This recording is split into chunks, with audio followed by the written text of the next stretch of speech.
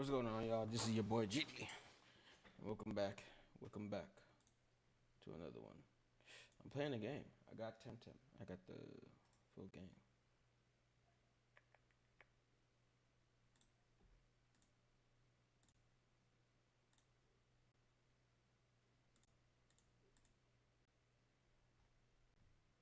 Hold on.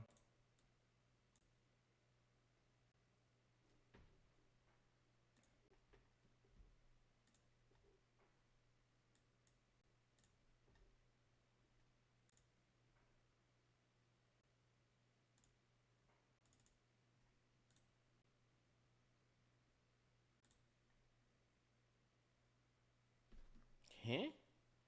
Why is it picking up this? That's weird.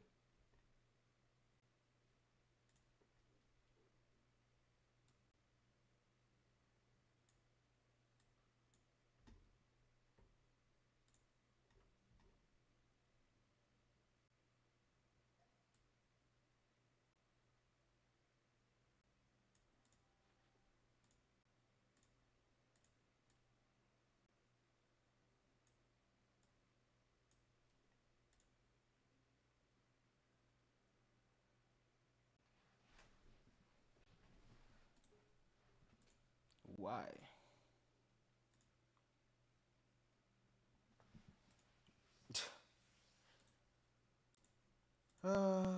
Sometimes I wonder, why do I stream? Why do I bother streaming? Okay, now it captured it. Now it captured it. Why? Why is my sister not calling me? Why? Can someone tell me why? Fuck me.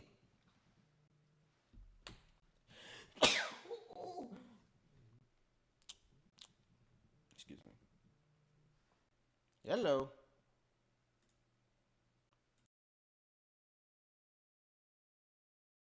Shake off the shackles of the elf patriarchy and be her own woman. Tell me, how did that work out for you guys? You know, it's so funny watching these hapless retards desperately trying to bend Tolkien's highly traditional, classical narrative around the demands of modern day identity politics, hitting the brick wall of reality over and over again, then finally throwing their hands up and saying, fine, we'll bring him back then, but she's not going to be subordinate to him, okay? Yeah, sure guys, whatever helps you sleep at night, I guess. Oh yeah, and the Nazgul are in this season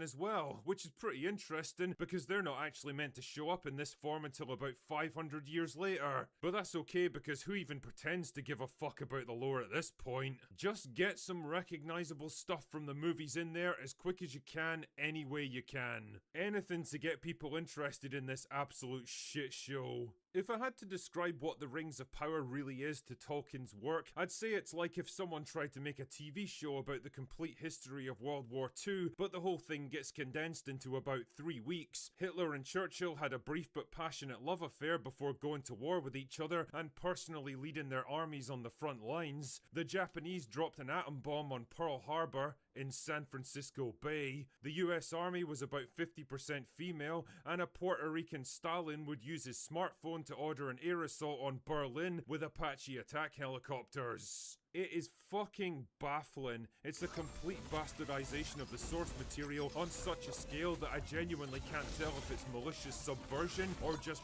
pure unfettered retardation. Either way, the question I keep coming back to is, why? I mean, it must have been painfully obvious after season 1 that their dream of capturing the pop culture zeitgeist and becoming the next Game of Thrones through sheer financial power was never gonna happen. By season 2, it was even more clear that the show was in freefall, nobody was buying into it, and the only coverage it was getting was as an internet lol cow. So what the hell are we even doing now?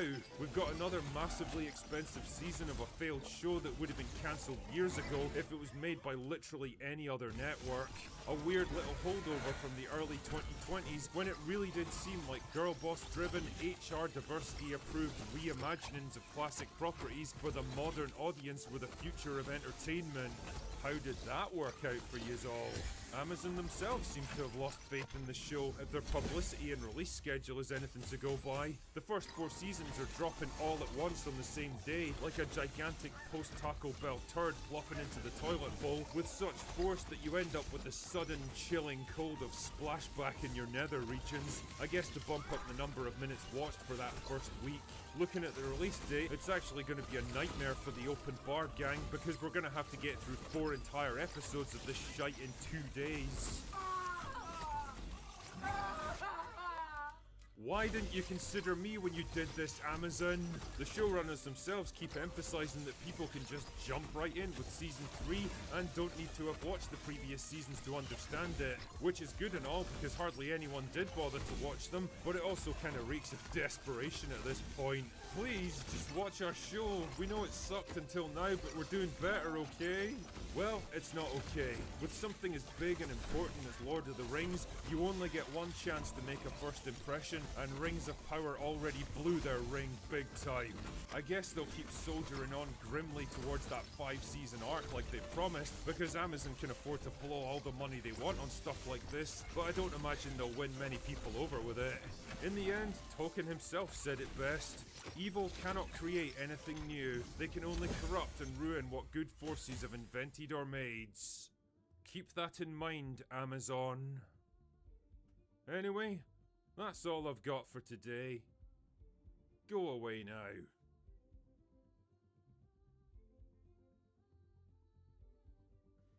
Nerderotic.com. Greetings, you over 1 million hellions and the 40% who haven't subscribed yet.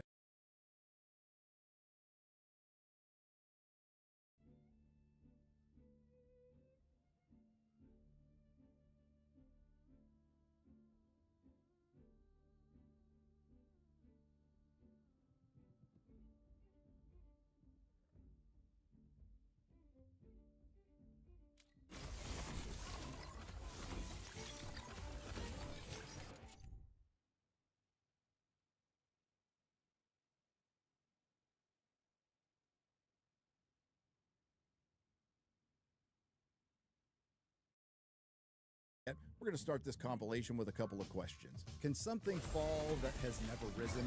Can something die that was never alive? Well, those are the questions being applied to James Gunn's DCU, or as I like to call it, the Dead Cinematic Universe. And yes, along with a lot of others, I'm calling it now. The DCU is cooked, and we're only 2 movies in at time of recording. Supergirl is still currently crashing and burning at the box office, and crawling to its VOD date, and I'm looking forward to the Access Media articles, which will essentially be regurgitated Warner Brothers press releases stating that Supergirl was the most rented VOD in the history of time, and it'll be #1 on HBO Max. Right. A film, I remind you, that is such an abysmal flop that it makes the Marvels box office look good. And admittedly, while being a little petty, I'm enjoying the hell out of this. And not because other content creators like it, because I don't really care. I am enjoying it because it blows a hole in that bullshit narrative that Warner Brothers, the Access Media, and other content creators were pushing, that Superman's James Gunn was some kind of cultural phenomenon hit. The same Superman's James Gunn that didn't surpass the Man of Steel's box office without adjusting for inflation. Hail to my inflation bros. When James Gunn was initially announced as the co-CEO of DC Studios with Peter Safran, I was initially for it. I liked the Suicide Squad. I didn't like Peacemaker Season 1. And I liked Guardians of the Galaxy Volume 3. But you started to notice a pattern that he might just be a one-trick pony. Now, one of the biggest concerns for me was, can James Gunn direct and write a traditional superhero like Superman? And the answer for me anyway is a definitive no. The other question that a lot of people had is, can James Gunn be a co-CEO of a studio? Because it's a lot harder than being a director, and I think that's been definitively answered now. Absolutely not. The other question that came later on is, why is Superman's James Gunn being so gassed up by the media and Warner Brothers? And we got a definitive answer to that too. Warner Brothers was for sale, and props to David Zaslav, whose Warner Brothers was fabulously in debt, making it look like the hottest chick on the block. So as the Paramount Warner Brothers deal is close to closing, despite what the Film Actors Guild wants to do to stop it, I want to remind you that WB Motion Picture chairs Pam Abdy and Michael DeLuca have been extended for years, while Peter Safran and James Gunn of DC Studios have only been extended to the spring of 2027, just before the release of the Superman sequel that doesn't have Superman in the title. Sure, it doesn't help that since the release of Joker, Warner Brothers and DC have only produced 2 successful movies. I wouldn't go so far as to call the Batman and especially Superman's James Gunn hits, because they both underperformed. And if you put that against now 7 flops, things aren't looking that good. And it's not much better on the TV side. Creature Commandos was a cartoon nobody watched, and James Gunn argued that he put Superman on VOD really early so everybody could run home, gather the kids, and watch a hard rated R show on HBO Max, Peacemaker Season 2, featuring superheroes having sex with his wife, a bisexual orgy, and a Nazi Nirvana. And the only successful show he didn't have anything to do with, the excellent Penguin, who will next be seen in a reduced role in a Batman sequel that will come out 6 years after its predecessor. Simply put, it's been a comical disaster, and maybe Hollywood should give up on the whole cinematic universe thing, because the first thing you need to do is get one movie right. And now with Warner Brothers' technically 3rd attempt to make their own MCU with DC, now it's just going to end up on the scrap heap with the Ghost Corps, the Whoniverse, and the Dark Universe. So welcome to, for the sake of argument, because it never really arose, the fall of the DCU.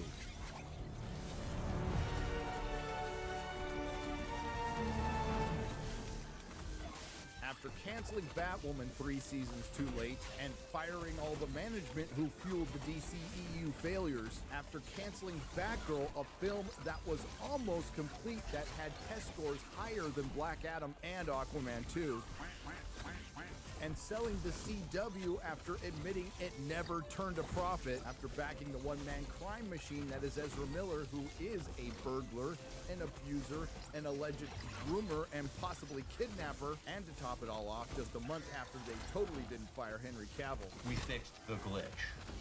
So he won't be receiving a paycheck anymore, so it'll just work itself out naturally.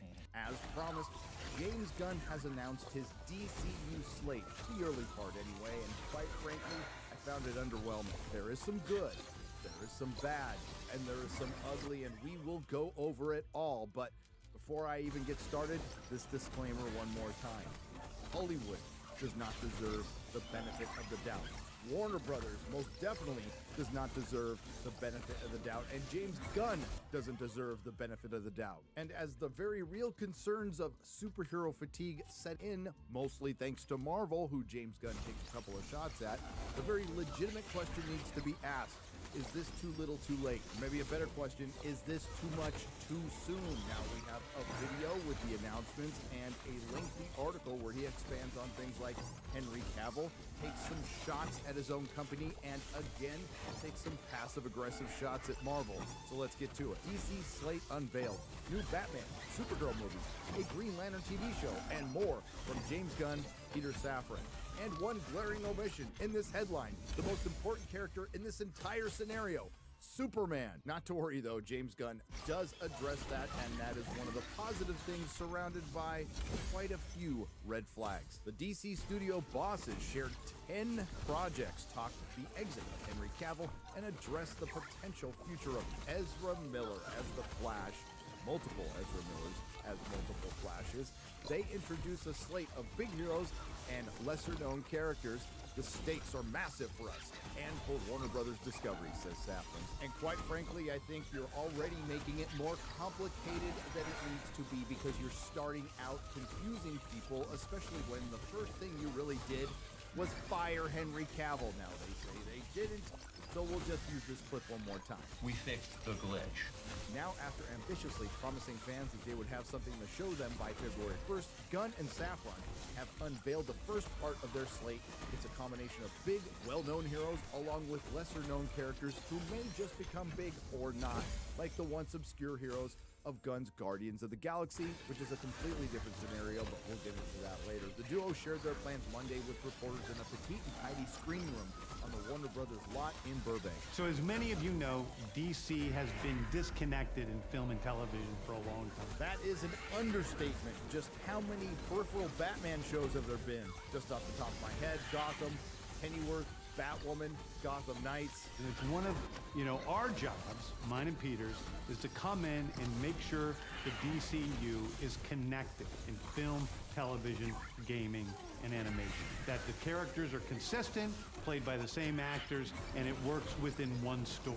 That sounds good and really ambitious, particularly with animation and video games, two mediums not known for their punctuality. And if something is outside of that, like Matt Reeves' Batman or Todd Phillips' Joker or Teen Titans Go, then it is clearly labeled as DC Elseworlds. This is a no-brainer that should have been done a long time ago, and one of the multiple advantages Warner Brothers and DC has over Marvel that they never took advantage of. But here's the problem. This is essentially the third reboot or retooling in 10 years. I think the non-comic book fan general audiences would have gotten used to the Elseworlds banner a while ago, but now it might be too confusing. Time will tell. So here's the part of the video where James Gunn has to talk up his lame duck movies. First, we have Shazam, Fury of the Gods. Shazam has always been off kind of in his own part of the DCU, so he connects very well. Speaking of Zachary Levi, he recently got himself in trouble with all the Pfizer simps on Twitter. By the way, Pfizer is evil. I completely agree with them. But James Gunn did address this. Actors and filmmakers that I work for are going to say things that I agree with and things I don't agree with, like a normal human being. And Gunn, who in 2018 was temporarily fired by Disney as a director of Guardians of the Galaxy Volume 3 due to old offensive tweets, I can't be changing my plans all the time because an actor says something that I don't agree with. That moves directly into The Flash, a fantastic movie that I really love, that resets the entire DC universe. Aside from Ezra Miller being the most protected actor in Hollywood for obvious reasons, I think we found another reason why they aren't going to can this movie. It is important for them to reboot and move past all these lame ducks that they're going to have to pretend to talk up for the next year, and the over $200 million price tag. And then to move into Blue Beetle, a fantastic film. Not really sure if this one's going to move the needle any more than Shazam will. And then into Aquaman 2. Starring someone who left at number 2 in Johnny Depp's bed. Also a film, once again, that tested lower than the canceled Batgirl. One thing Hollywood is always worried about is optics. Well, how about this? As it stands right now, whether it gets changed later or not, Ezra Miller and Amber Heard are part of the DCU, and Henry Cavill isn't. Which leads directly into our next few projects, which I'm going to tell you about now. So, Peter and I, along with a group of very talented writers, have started to map out an 8 to 10 year plan of what DC Studios will be in film, television, and gaming. Again, I would just focus on one good Superman film, but you can't unmake the soup at this point. And yes, we will talk about this team of writers. This first chapter is called Gods and Monsters. Okay, that sounds good. Now, this, what I'm about to tell you, is a part of the first chapter. It's not the entire first chapter. The first project is Creature Commandos. Creature Commandos is an animated series. I've written all the episodes. Something we're going to do that's a little bit different at DC is we're going to have characters move into animation, out of animation, usually having the same actor play their voice as who plays them in live action. I like the consistency. Good luck getting an actor to commit to that kind of time to stay with something that might get delayed a lot, like an animated series and a video game. But I think you will notice that the first thing he announces is an obscure team that's ultimately going to be very Suicide Squad, which I am fine with. I'll probably end up liking Creature Commandos. I see All right, guys. Rick Flag Sr. I'll there, start with G.I. Super Sis, Robot, so you and know. hey, Dr. Phosphorus. Last time we saw After me him, he myself. had his head Y'all in didn't need between to know what Joker's we legs talking about. delivering his baby. The next project up is Waller. What is this? This is a Y'all, the Virgin Teacher is streaming, so find it and spam steaks. Why tell me that, though? I don't care. I do not care. story of Amanda Waller. Okay, I'm gonna let you all know. I'm gonna chill out for a little bit because I'm gonna be playing a lot of Temtem right now, as y'all know, and I'm gonna be streaming a lot of YouTube, you know. And then once I get into that mellow vibe, we're gonna go into a new game I got. It's called Sword, Dragon Swords Awakening. I saw a lot of reviews on it. It caught my attention. I was gonna get Grand Blue, but that was from 2024, and I think, you know what, Dragon Sword was the only gacha game that I've gotten in a while, like a while. I don't do gacha games, but it looked cool, and from what I've heard, it's not a gacha game. It's a regular RPG. Thanks to the company that made it, they transitioned over from a gacha into an actual RPG. So I'm excited about that. So yeah.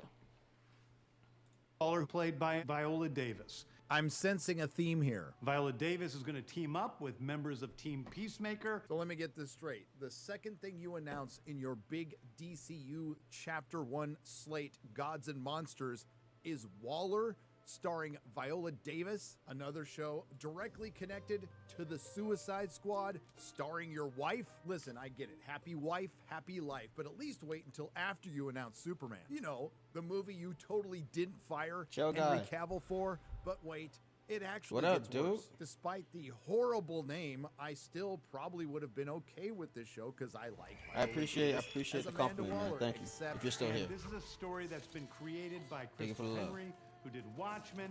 Hold up. Wait a minute.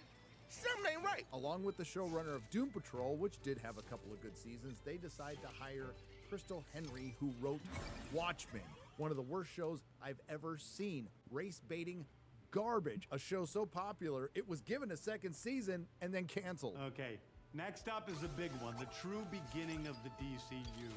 This is called Superman Legacy.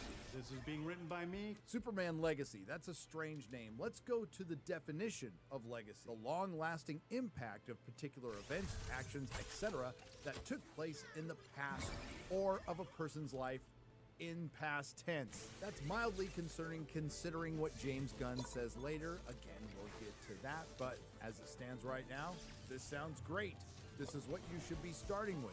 This should be your sole focus, and I'm looking forward to seeing the person you cast, the poor guy, who has to replace Henry Cavill. Well, hang on. I suppose I shouldn't assume it's a guy. Gunn does clarify the situation with Cavill a bit. James Gunn blasts past DC leadership in candid comments. Gunn says DC's strategy was previously fucked up, and that Superman's Henry Cavill was dicked around. During his Come on, Slate hit this presentation fool. this week, Gunn tried to clarify the actor's exit, saying Cavill was never fired. since he didn't have an official deal. We fixed the glitch. Gunn went on further and assigned blame elsewhere. I like Henry. I think he's a great guy, he said. I think he's getting dicked around by a lot of people. I would agree there, including the former regime at this company. But this Superman is not Henry, for a number of reasons. Gunn's Superman is a younger version said to be around 25. And as much as I don't like the decision, still, I would understand it if this was an across-the-board reboot, which it isn't. Once again, let's briefly recap as it stands right now. Currently in the DCU, we have Jason Momoa, Ezra Miller, Amber Heard, Viola Davis, James Gunn's wife, but no Henry Cavill. That being said, I really liked what Peter Safran had to say about Superman. It's not an origin story. It's a focus on Superman balancing his Kryptonian heritage with his human upbringing. He is the embodiment of truth, justice, and the American way. He did not say that. Wow. He is kindness in a world that thinks kindness is old-fashioned. Outstanding. Sounds great. Now let's see that cast. Okay, the next thing is a big premiere HBO television series called Lanterns. This is a story of a couple of Green Lanterns, Jon Stewart and Hal Jordan, and we have a few other Lanterns peppered in there, but this is really a terrestrial-based TV show, which is almost like True Detective with a couple of Green Lanterns who are space cops watching over Precinct Earth. In it, they discover a terrifying mystery that ties into our larger story of the day. This, for me, is part of the good. I'm completely down for this. True Sounds Detective interesting. Season 1 is some of the best television I've ever seen, so if you get anywhere near that, this will be brilliant. Time will tell. Next is a big movie called The Authority. The Authority is a passion project of mine. It's based on the marvelous Wildstorm characters we are now bringing into the DCU and will interact with all of our primary DCU characters. Put in the simplest terms, The Authority is a knockoff Justice League with a gay Superman and Batman, Apollo and Midnight. Get It the comes fuck from outta Jim here. Lee's Wildstorm comics, which used to be attached to Image, which DC bought. The timing of this makes no sense introducing this in Chapter 1. It would be better served. Wait, on is that its canon? own Is that in an actual HBO canon, Max though? series are introduced much later. Once again, you're introducing a knockoff Superman, Batman, and others in a knockoff Justice League before you establish the Justice League. Hell, before you establish or reestablish or re-reestablish the Trinity of Superman, Batman, and Wonder Woman. But if you need to use a team from Wildstorm, Planetary is much better. The Authority are a group of superheroes who think the world is broken and they want to fix it by any means necessary. I think it's a very different look at superheroes. Ooh. Well, I'm going to disagree with you there. It was different a couple of decades ago, but now it's just more Oh, a new deconstructed. egg. We're doing a television series called Paradise Lost. If I can make it there. Paradise Lost is a story of Paradise Island, usually known as Oh, I can make it Themyscira, there. which is the birthplace of Wonder Woman. It's almost like Game of Thrones with Westeros, but with all of the inhabitants of Paradise Island. In other words, an all-female Game of Thrones, just what the world needs. God. But with all of the inhabitants of Paradise Island. I did notice he didn't say women there, and we all know why. It is man! The introduction of the DCU's Batman is The Brave and the Bold. The Brave and the Bold is the story of Batman and his actual son, Damian Wayne. This is based on Grant Morrison's great comic book run. Damian Wayne is my favorite I'm Robin. not doing too good. Of course he is. He's a little assassin who Batman tries to get in line, and so this is the story of the two of them and the beginning of sort of the Bat family. First, the good news. We could possibly, finally, be getting an established Batman, Bat Family, and Rogues Gallery of villains. Out of all the Batman stories I've read, I wouldn't have picked this Grant Morrison one first, but it's still good. The bad news, this opens the door for modernity, particularly in the case of Tim Drake and others. This also makes the Henry Cavill firing make even less sense. You're going to have an older Batman with a younger Superman when they're supposed to be contemporary. One of my favorite comic book series from last year was Tom King's run on Supergirl, Woman of Tomorrow. Kind of a red flag. And so we're going to turn that into a big science fiction epic film. Now, Superman is a guy who's sent to Earth and raised by loving parents. For a Supergirl in this story, she is a Yeah, I think I'm dead here. raised on a chunk of Krypton. She watched everybody around her perish in some terrible way. So she's a much more jaded character. Not as jaded as the DC Comics fans. for good reason. This is the biggest red flag of them all. Tom Well- King is everything wrong with modern comics. He ruined Batman amongst many other things. He's also a big fan of cancel culture. He was also the writer of the canceled New Gods from Ava DuVernay, one of the smartest things Warner Brothers, America's dumbest company, has ever done. My personal favorite Tom King moment when he blocked me on Twitter. But he is only part of a cast of assembled writers who are currently working on the DCEU. We start with Drew Goddard. This is good. He conceived Daredevil for Netflix, the best thing Marvel has ever done, but it goes way downhill from there. We have Christina Hodson, who wrote Birds of Prey, Jeremy Slater, who wrote Fan Forstic and Moon Knight, and Crystal Henry, who wrote for Watchmen. Gonna also announce Booster Gold, which could be interesting, especially if they eventually introduce Ted Kord as the Blue Beetle, and Swamp Thing, despite already having films and TV shows, one that was recently canceled. This is the other advantage they have on Disney Marvel. It could be a hard R horror story in the DCU. That would be interesting. The other thing I wanted to talk about was That the looks shot interesting. he takes at Marvel. Now, Deadline interprets this as a shot at DC, but I think he really takes a swing at them both. People have become beholden to dates, to holding dates, to getting movies made no matter what. At the end of the day, I'm a writer at heart, and we're not going to be making movies before the screenplay is finished. What a concept. And if that means our plan has to shift a little bit, it's going to happen. We know it's going to happen. We're not going to be making movies and putting hundreds of millions of dollars in a film where a screenplay is only 2/3 of the way done, and we have to finish it while we're making the movie. I've seen it happen again and again, and it's a mess. I think it's the primary reason for the deterioration in the quality of films today versus 30 years ago. Shots fired. Now, this is only speculation, but I'm starting to think that James Gunn went back to Marvel only out of loyalty to the cast and How about you crew guys stop of putting- Guardians, and their split wasn't that amicable. And as far as that title, Superman Legacy, and introducing a Bat family, which could be a good thing, but I also have a concern with this quote. One of our strategies is to take our diamond characters, which is Batman, Superman, Wonder Woman, and we use them to prop up other characters that people don't know. Sounds good in theory, but considering what we've seen from Disney Marvel over the last 5 or 6 years, I have to ask, will this be introducing new characters with Superman and Batman? Yep, starting to or yawn. bait and That means I'm switch? starting to As get James a little Gunn and bored. everyone Yes. knows, this isn't adapting the I'm Guardians of the still- Galaxy, it's which still he did catching my very attention. well from a comic book that came out in the mid-aughts. To state the obvious, this is a giant cinematic universe, which, quite frankly, only Marvel has been able to pull off to the level that DC wants. It would be difficult to talk about the troubles with the DCU without addressing the 6 flops that came prior to Superman's James Gunn. But most of them Whoa, this was 2 hours long. I am so sorry, yo. I'm so sorry. Do I even want to see this?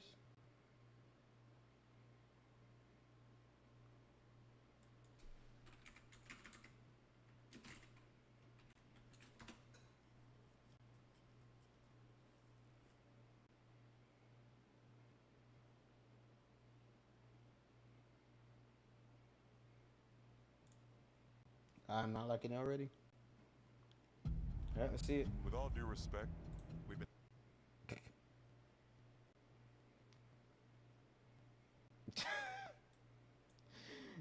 No Country for Old Lanterns. When I saw the old man, and I'm like, please tell me that's not how. Please tell me he's not how.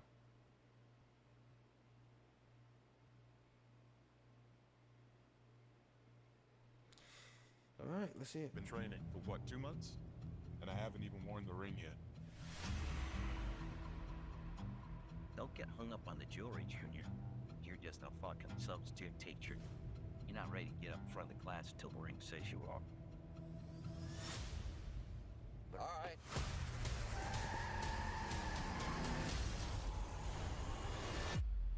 Wow. I could have died. You want me to train you? I'm training you. Something is off here. I can feel it. This is my town. You're a big shot. Noted. But stay the fuck out of my way. Think she hates your guts. It's the way she hates them. This is a stupid plan. Not that stupid. That I don't doubt. The Green Lantern's oath is to protect. Why is it a costume? Isn't the ring itself a costume? The ring itself is a costume. You put it on, you activate it, and it puts it on for you. Why is it? Protect people. It's the equivalent. My anxiety's going up. It's the equivalent of why I didn't like The Witcher on Netflix. It's the equivalent to the eyes in Witcher. The eyes are supposed to be cat ears. They're supposed to be dilated, like skinny, like a cat's. You know, that's why they always call the Witchers the cat eyes. You know what I'm saying? And when they blacked it out, I was just like, I hate that. I hate that. I hate that. I hate that. I just hate it. I hate it. I hate it. I hate it. I don't like it. I don't like it at all. I don't like it. Period. I don't know why the creators were good with that. It was bad. It should have never happened. They made Dandelion gay. I didn't even, what? He's not gay. I need to look this up. Hold on. I need to look this up. Is it lore? Is Dandelion Witcher.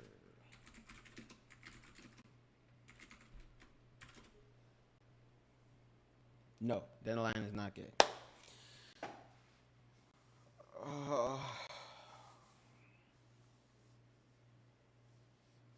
That's, yeah, I kind of figured. In the games, nor the books. This is why I hate people. And we both know I do a better job of this than you. This is my job. As long as I'm alive, that ain't changing. So take a deep breath, Junior. You're old. You're tired.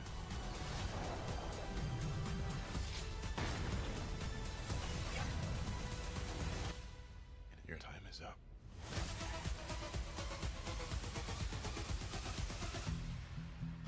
I don't understand. Who are you exactly? Hal Jordan, Green Lantern.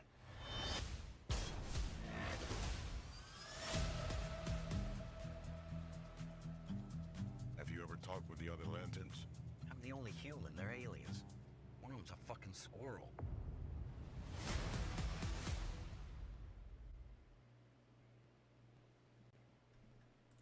Okay. This looks interesting to a point. I like where they're going, but old Hal, come on, dude. If I remember correctly, Hal and John are like, aren't they like close in age?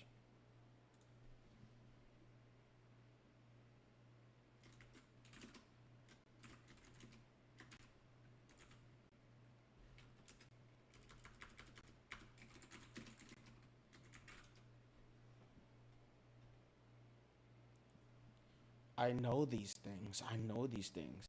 Hal Jordan and John Stewart are relatively close in age. Though Hal is canonically older and acts as his predecessor, in the main comic book continues, Hal is typically in his late 30s to mid 40s, while John is usually depicted about 5 to 10 years younger, placing him in his 30s. This man looks like he's 60 years old.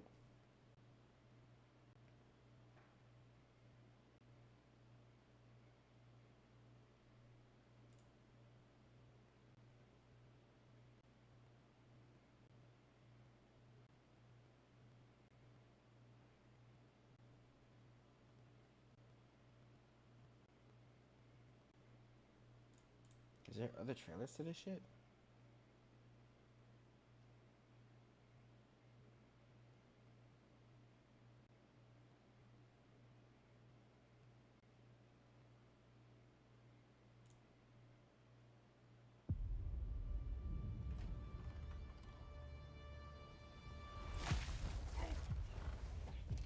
time to get up, Junior. So, you're a space cop. No, I'm just being trained. All right, new lesson. Take the ring. You fly. Just fly. I'm sorry. Fly, please.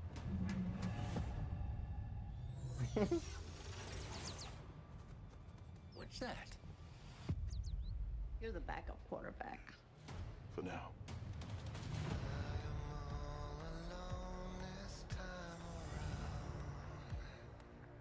What do you think is going on? It's no accident. We're here. These victims are gonna end up being alien. Based on what? I have a feeling. He has a feeling. I think this is more than just a feeling. This is a threat no one's ever seen before.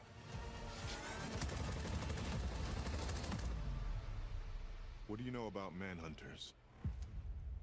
Where'd you hear that word? Ain't no way they brought in the Manhunters this early. Aren't they like the final boss? Manhunters are... They're like final. Like I think they're the final before the Red Lanterns. the most dangerous beings to ever exist in the galaxy. It could take the form of any species. So it could be anyone. He's gonna send an army to put you down.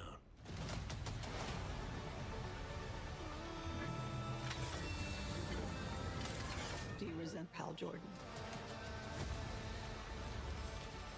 The ring's always been mine. Jordan's just keeping it warm.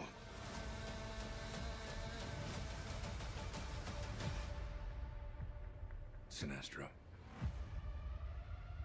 You don't really believe he's your backup, do you, Hal? No. Let's say what he actually is. My replacement.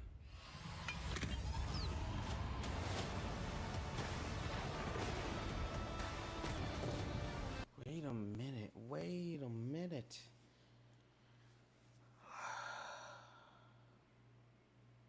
Tell me they're not making Hal retire. They're not retiring Hal Jordan. They're not doing that. In brightest day. In blackest night.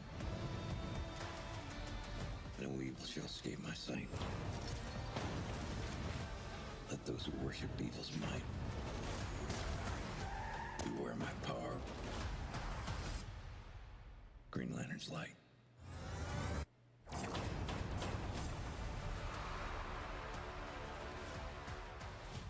How about a beer?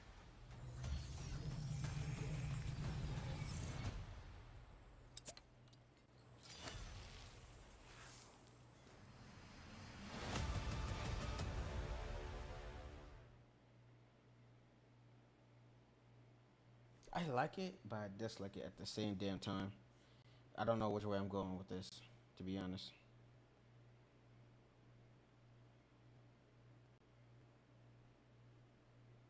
I like the style that they're putting out. It's just that they could have been more accurate with the finer details, like the Manhunters.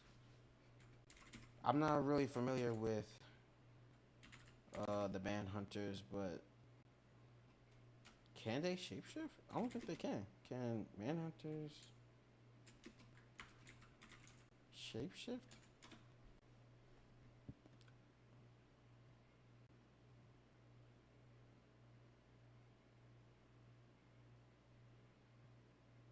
No, wrong one. Can the Manhunters... I just realized that Martian Manhunter and the Manhunters have the same name. Can Manhunters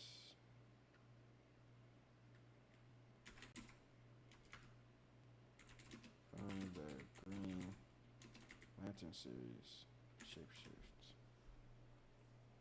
Traditionally, comic books, no, Manhunters cannot shapeshift. They're rigid robotic androids created by the Guardians of the Universe, which I knew. However, the live-action series reimagines them as shape-shifting infiltrators capable of disguising themselves as anyone. I hate when people do this. Why? You have whole lores. You have literally years and years and years and years of lore. Why not just use it? Use it. And you will make so much more money. Just use it, bro. I knew they couldn't shapeshift. They're androids. They were made, I think they were made to keep balancing the universe. I think this was before they created Oa. I think this is when the Guardians, this is before the Guardians created Oa. And they created the Manhunters to keep the balance in the universe. But they went rogue, I think. I think that's the lore of it. Don't quote me on that. Quote me if I am wrong, but I'm pretty sure that's how it went down.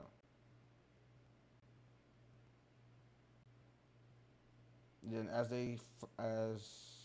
the Guardians found the color green, the green of will, the power of will, that's how the Green Lantern Corps was formed, and there was no more use for the Manhunters.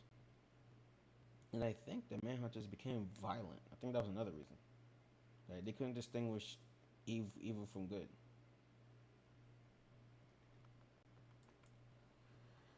Whatever. Well, I don't have HBO, so, but I'll probably like look into it 1 or 2 times to see if it's good or not. Whenever it drops, but.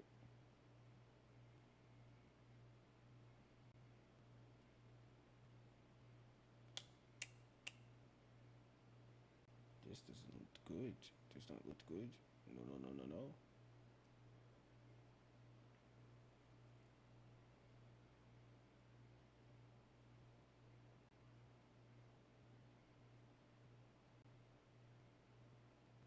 A new anime has dropped?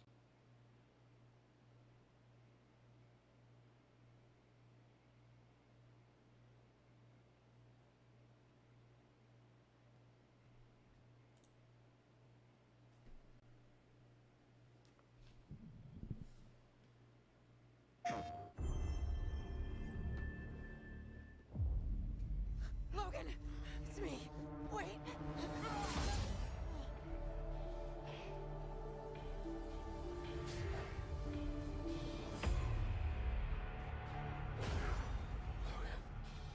You came back. I've seen things from before. Humans and mutants can't survive together.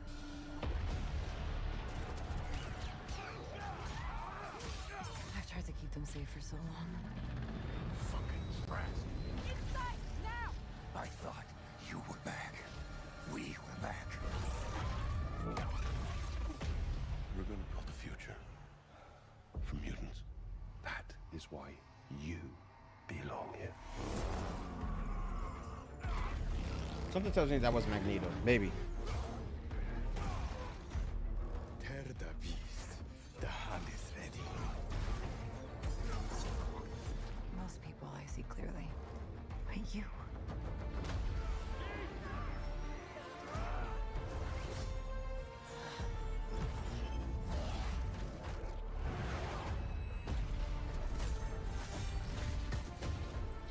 Just give in!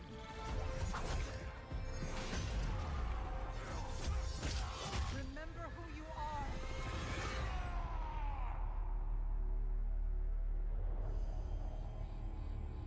Ain't no hero. Just can't let a man rest in peace, can you? PlayStation. Can't let a man rest in peace. Okay, so I'm a little excited for Wolverine. I'm a little excited. I'm mad that's gonna be a PlayStation exclusive, but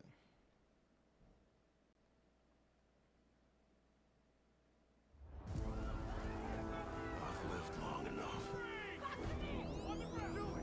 It's all started to blur together.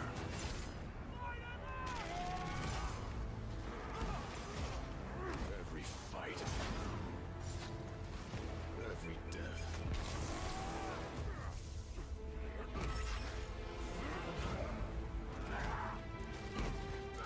Trying to hold on.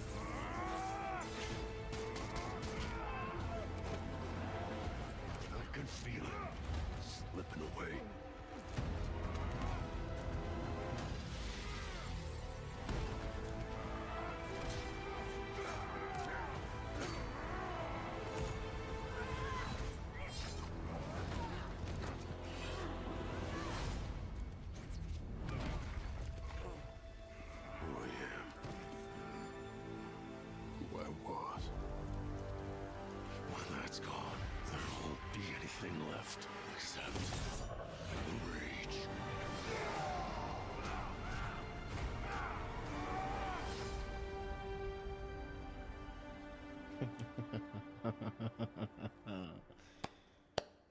Nice.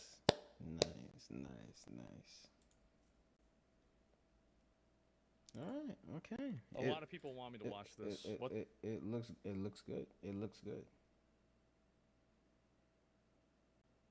I don't think Aspen came out with like any new videos today, which is sad.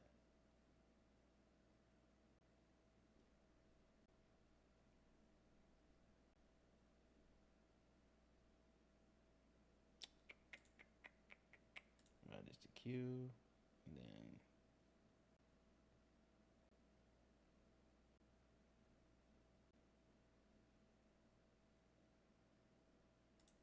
I'll watch this later, and then this one.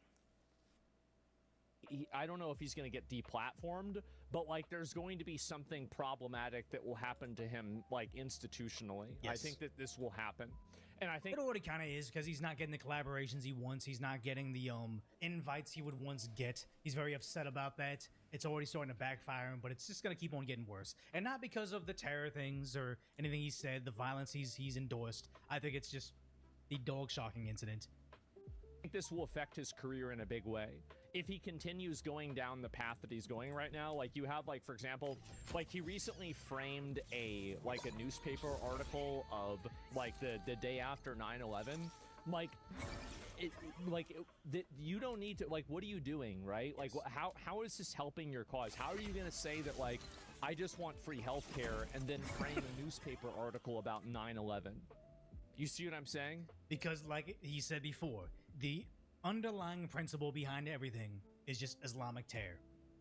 He might be for China, he might be for healthcare, he might be for defeating MAGA Republicans in office. But no matter what, when you start drilling it down between conflicting values, the one that's always going to be prevalent and the one that's always going to win over everything is his support for terror groups.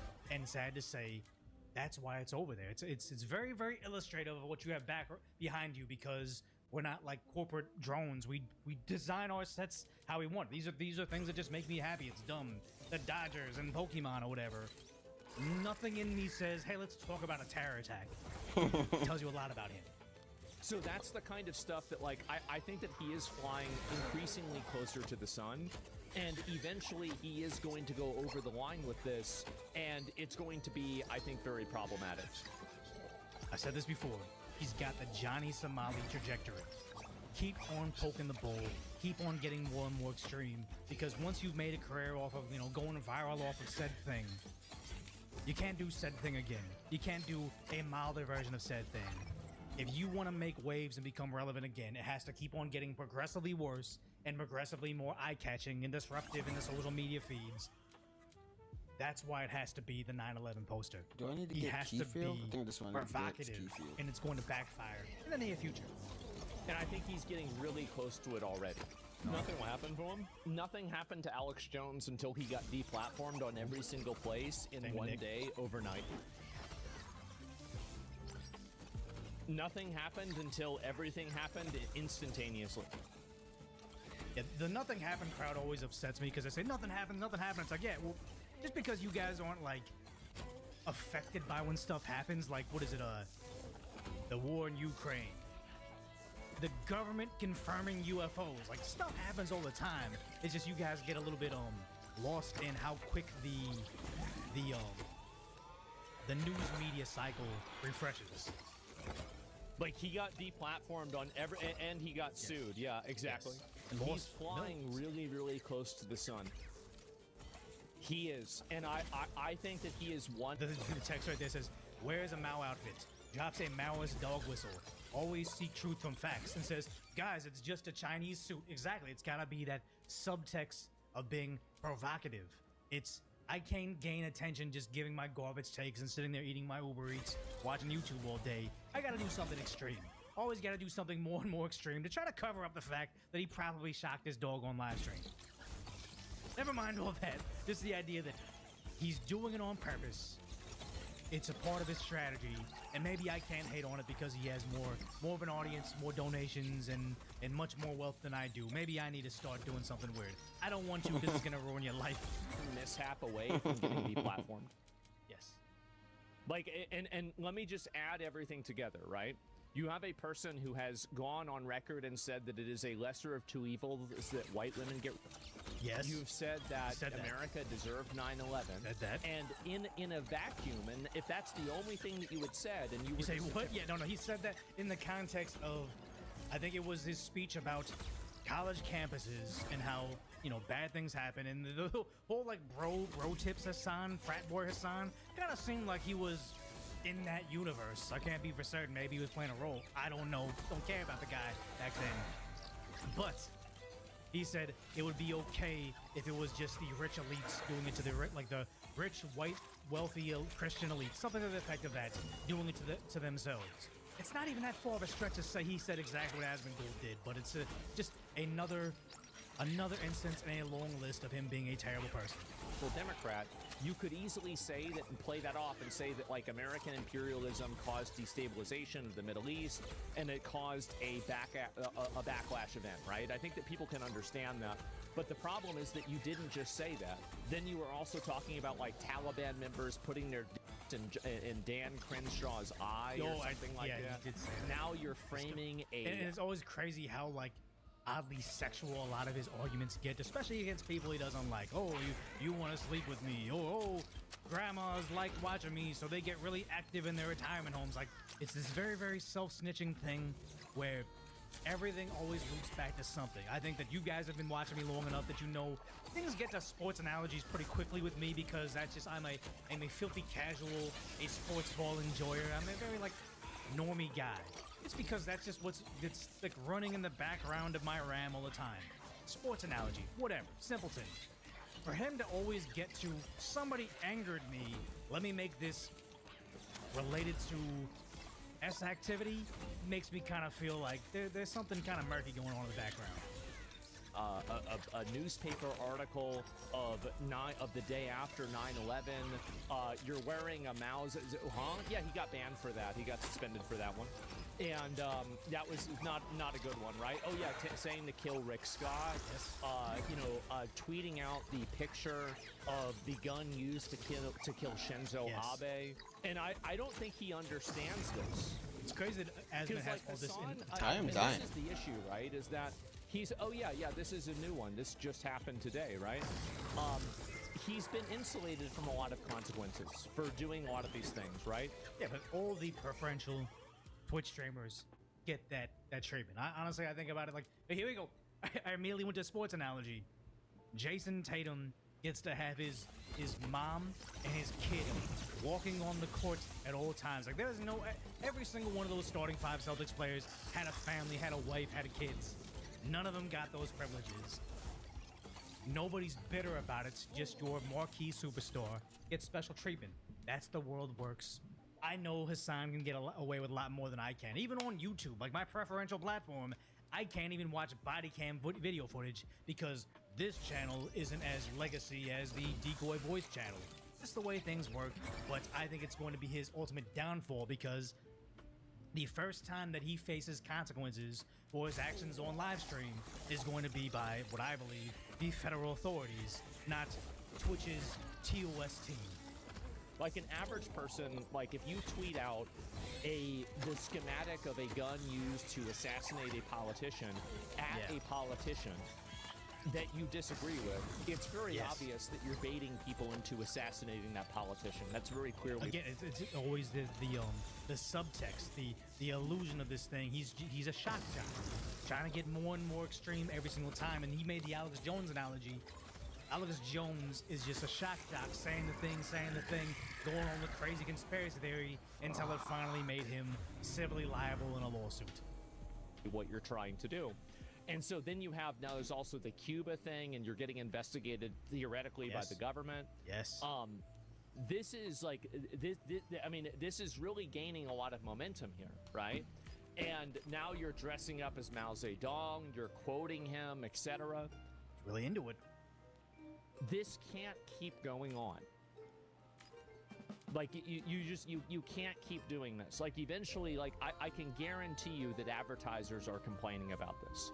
I can guarantee you that there is a point where the dam breaks and a person like this gets deplatformed everywhere. And the sad part is the advertisers say this was like 20 22. I'm guessing the advertisers wouldn't complain about it. I think the ultimate red pill moment, or the black pill moment for the Democrats was when Donald Trump won the popular vote. All right, I'm going next. She wanted a temporary vacation from marriage just to make him chase her, but she never expected him to lock that door forever. Let's see how deeply this wife regrets her choices after her manipulative game completely backfired. Bro, that scared the crap out of me a little bit. Being married, I long for the day to be single again. The only thing that's causing me to stay and stick it out is because I've been a housewife for 10 years. And to get back out there in the workforce with a mental illness, there's some fears that I have. But I literally do hate being married. So y'all know how I say that I always use my content to push my pain into purpose, make y'all laugh. A lot of this pain is connected to my marriage. A lot of it. I just try my hardest not to put it out there, and I'm still not going to go into detail. But just know that this shit is not fucking going. And no matter how much I try, no matter what I do, at the end of the day, I still just want the fuck out. She's treating it like I want to be single. I know I can love myself better alone than anybody can love me with them. I love who I am, but I do not love who I am with this person. So why'd you marry him? I hate being married, and all my life, once this shit's over, I would never get married again. It's called Marriage exposes who a divorce. you really are. Yeah. If you're suffocating, it's likely because you lack the discipline to grow within a partnership. Don't blame the commitment, blame the lack of character. This wife accidentally sent her husband a voice memo that was meant for the guy she was secretly taking, to immediately started panicking when he played it back to her. Can we talk? What? I'm in the middle of doing something. Yeah, about this. Hey, babe.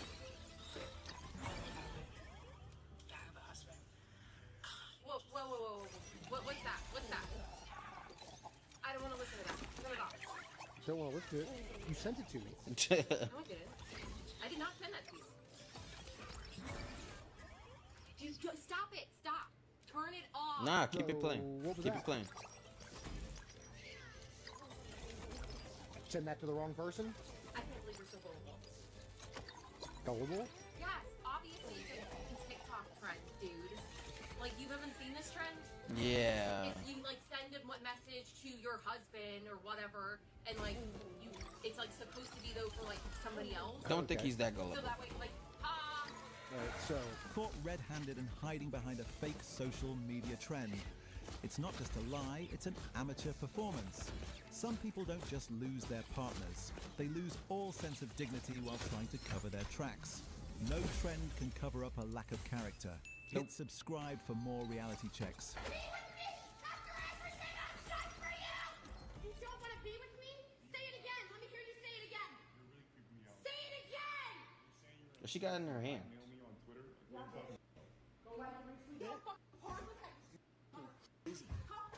What the? Huh? Move. Okay. That's my husband. We are not married. You are, right? This is. We are. This is why I'm never getting married. Ever. Yes, occasionally, that's as far as I'm Not gonna happen. Excuse me? There's such thing as a common law marriage. You either have Oh, no, we're married. marriage certificate or not. We are married. Show him the marriage certificate. Did you hear that? Because you ain't got one because we're not married, dummy. My dad married us. You don't remember? No, your dad took you to the mental hospital. You aren't in control, you're just waiting for the crash. Fix your reality before the truth exposes you and takes everything away. It's never worth the risk. You know, life really does come at you fast because 1 minute, my boyfriend's meeting my parents and spending a day with his grandparents. And the next day, we have like a mini communication breakdown and I don't hear from him and it's been a week. And my birthday's in 2 days. So, needless to say, I'm fighting for my life over a man, nay, boy, and writing shit on post-it notes like, you're worthy of love and you're not a worthless piece of garbage, and putting it on my bathroom mirror. I'm not doing well. I'm not doing it. Choose the player, get played, then cry on TikTok. The cycle of the modern victim mentality. Don't look for empathy where you should be looking for a mirror. Came home to my apartment completely. Say it like it is, brother. My husband left. He left me my jewelry and took everything else. I want to travel. You obviously want to travel, but why don't you want to travel all over the place and probably go on together? Travel more lately. I've travelled lately. I want to travel the whole world. I got some around here. Why don't you can have your rallies and stuff. We can have like an adventure together. It doesn't always have to be so far away. Yeah, but I want to travel the world, and I've asked you to come with me, and you said no. Because I don't have the money to go to places like Peru. Okay? I'm sorry I don't earn that much, alright? If we go for long, you get a job, you work there, you become, you know, one of the people. Right, so I'm traveling to work. That's your grandiose plan for me. So you know what, you can go on, have some fun, and what, I've got to go find some hot wash job. Well, no, because I didn't say that, did I? We both get a job. What do you think I do when I go off for a month at a time? You take pictures. It's not a highlight. Yeah, because I earn it. No, it's so disrespectful. You are so disrespectful. What is your problem? I don't understand. Look, I can't. Why you always lying? You knew that I like to go travelling. Fine. Go travelling, go find some guy monster out there. I don't give a shit anymore.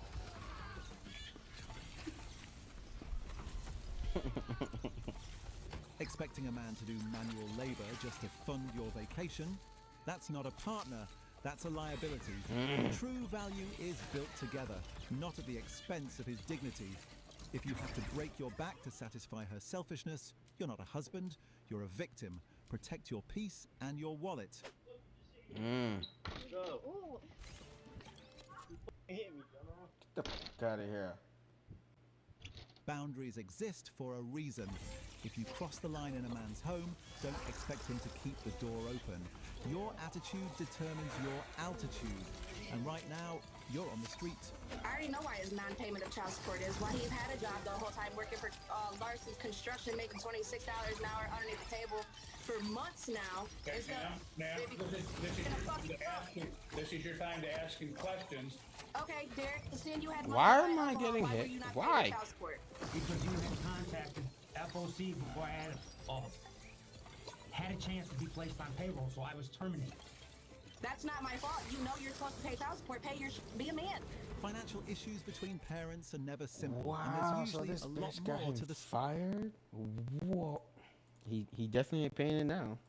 Time to ask him questions. Karen has outbursts in court when dad isn't ordered to pay enough child support. Okay, Derek, seeing you had money $6 an hour underneath the table for months now. Ma'am, this is your time to ask him questions. Okay, Derek, seeing you had money to buy alcohol, why were you not paying your child support? Because you had contacted FOC before I had a chance to be placed on payroll, so I was terminated. That's not my fault. You know you're supposed to pay child support. Pay your be a man. Financial issues between parents are never simple. Oh, There's it's not usually cheap. a lot more to the story He than didn't what we get see. fired. Get him fired. I'll bring him back on Friday. Can I come inside? She's completely unaware of what he's been hiding from her. My girl's here and I'm married now. Thank you. You don't get to wreck a home and then want to move back in when you realize the world is colder without him. He's moved on. You should too. If she says you should take Good a break, man. this is what she really means. I want to break up with you and explore other options.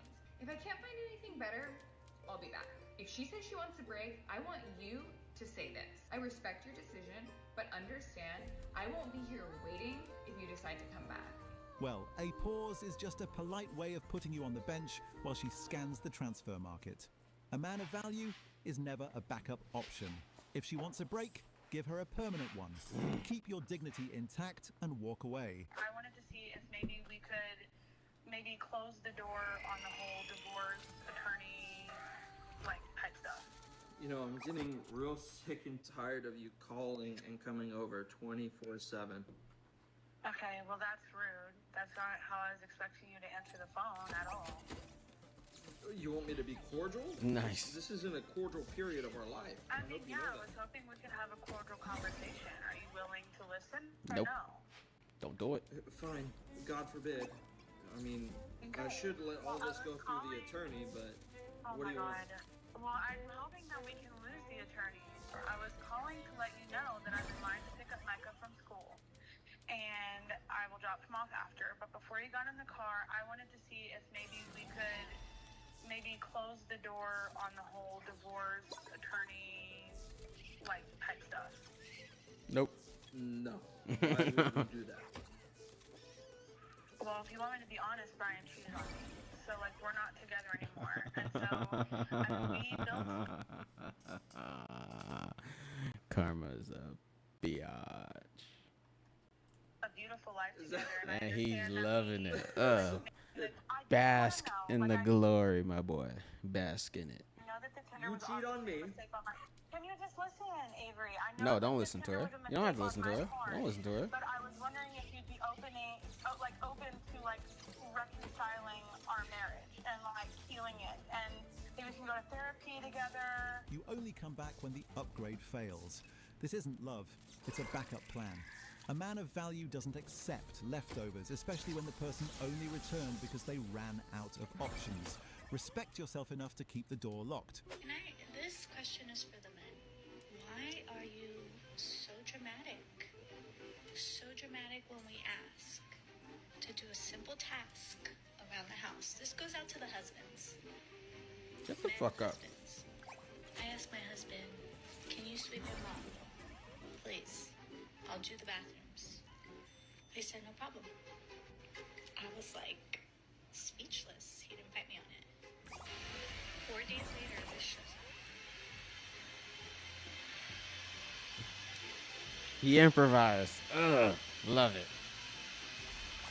This is just like a man, and I don't mean that in any sort of negative tone. I mean that in a very good tone. Because men are logical thinkers, and they're really good at coming up with good solutions. So honestly, I don't see any drama going on here. Yeah, I the see a floor's whole lot getting of mopped. logical thinking from a very smart man that likes to work smarter, not harder. It's mind-boggling. She creates the problem, her husband solves it, and yet she still expects more. Did the husband handle this the right way? Yes, he did. Drop your comments below. Proud of him. I feel like you should get married. I really wish women would stop getting married. Marriage is an antiquated idea that I believe oppresses women. Huh? Moments later. Yes, I am engaged. This comment says it all. Pandering is a billion-dollar business. I mean, women really gave MJ Gray a platform for saying women should be married and just being so anti-men in general, only for her to then switch up after getting a huge following. Where have we seen this before? That's not the only thing MJ Gray switched up on. Do you remember when she used to say this? Designer things are just tacky. They're just played out. Like, can we do something creative and original? I don't love it. I guess I just don't like the wealth signaling of it. Only for her to then later on become a full-on capitalist. Look at this. Is this not wealth signaling right here? Designer watches, designer bags. Look at this. This is crazy. And what's really funny about all this is that she still says that she's anti-marriage. The moral of this lesson is to never bully social media influencers, because at the end of the day, they're all about getting a bag. So everybody loves to talk about the dating horror stories, but can we talk about reporting these people on dating apps? So I've had a stalker for like 3 years, and anytime that I report them on the B app, I get a response from the app saying that like they have to see if other people report them before they take action. So let's contrast that with the Spicy app that I'm also on for dating. I recently ended things with a partner that was linked with me there, and I reported the behavior that ended our relationship. Not only was that offline behavior concerning to them, but they said they would take action immediately and expressed empathy and concern. That's a huge difference in reaction. The B app is not where it's at. Acting like a dating world Karen. Excuse me, this relationship didn't work out. Can I speak to the manager? It's hilarious. Relationships aren't customer service, and you chose to swipe on an app. You can't just ban people because they didn't fit your script. Chill out, sweetheart.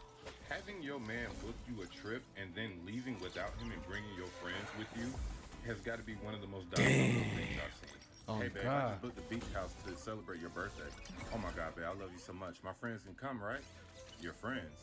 Yes, I'm only bringing Victoria and Blessing. Yeah, I guess. I thought it would just be the two of us, but it's okay. The house can contain 6 people. All right, baby, thank you. Hey, babe, I'm packed and ready. Should I come pick you up, or we meet at the airport? Oh, but I thought I already told you. Told me what? Oh my God, this is kind of awkward, babe. Promise you won't get angry. Angry for what? What happened? Just promise me first. She left. Okay, I won't. Fingers crossed. You know I love you. Better than me. Don't tell me some shit like that. I'm already mad. Yeah, babe, I love you too. What happened was, since the house can have just 6 people, I already told my friends I'll celebrate it with them, and we're 6 in numbers. I meant to tell you I'm so sorry. So? 5 can come along, don't worry. We left already. I'm so sorry I forgot to tell you. What are you even saying? Wow. Something I fully paid for? I know, babe, I'm so sorry. You promised to forgive me. I organized everything for both of us, me and you. I paid for everything. I only allowed your friends because it's what you wanted. And now this is what I get? Just please tell me you're joking. Tell me this is a prank. It's not just about the money, it's about the total disregard for the intimacy he tried to build. Inviting an entourage to a couple's getaway is a power play to show him he's just the sponsor, not the priority. No, it's not, baby. I'm so sorry. Babe, are you there? Babe, have fun. Thanks, babe. I know you understand. That's why I love you. What this man does next, somebody please give him a medal. Somebody please give this man a reward. He deserves it. Hey, babe, we're at the reception. They can't find your name there. What name did you use? Babe, missed call. Why aren't you picking up the phone? Where are you? Another missed call. Babe, please respond. Yes. She's checking the system and she can't find it. Try using your name. Okay. Still nothing. Y'all picking up on what he did? Full Can't refund. find it. Oh, I forgot to tell you, I canceled the reservation. What? I'm sorry, babe. I hope you understand. Why would you do that? Please don't embarrass me like this. Give this man an award for keeping his cool? She really thought she was the one in control. Go ahead, enjoy your trip with your entourage. Bravo. It's funny how she thinks she's winning while she's just proving how ungrateful she truly is. Good luck to her escort team. Click subscribe to stay on the realistic side. My wife decided she wanted a divorce 3 months into our marriage, and I just feel like I've lost purpose. Yeah. Like, what do I do? How old are I don't know you? what. I'm 19. 19. My wife is 18. Wow, y'all got married real young, huh? 3 months in, she said, I'm not happy. She said, you've changed, and kicked me out. I asked her, how have I changed? I don't understand. And she can't give me an example. And she just says she's not happy anymore. Has she filed on you? Has she got an attorney and drawn up the papers and everything? She hasn't drawn out the papers, but she said she talked to a lawyer. She's not acting like an adult married woman. She's acting like a teenager and wants to pretend this whole thing didn't happen. And she's treating this like a high school breakup. The problem is she signed a marriage license, and so you'll have a legal arrangement to unwind. Here's your choices, and I can't make the choice for you. Okay? Choice number 1: honor her wishes, and since she's not going to be a grown-up about this, you be the grown-up, and you get an attorney, and you file for divorce, and you move on. She's moved out and blocked your number and all that kind of stuff, wants to pretend this whole thing didn't happen. You choose to say, no, I want to be married to you. I don't know what happened, but I want to be married to you, and so I'm going to keep being a person of character. I'm going to keep being the person I want to be, and so I'm going to keep showing up, keep going to work, keep working hard, keep What is that saving thing? money. I'm going to live my life as though she's on deployment somewhere, and she's going to come back someday. I mean, those are your two choices. If you were my son and he was 19 and he found himself in a similar situation, the thing I would keep pointing back to is you got to choose reality here. And you have a very, very young, emotionally immature person who has divorced you in every way possible except for legally.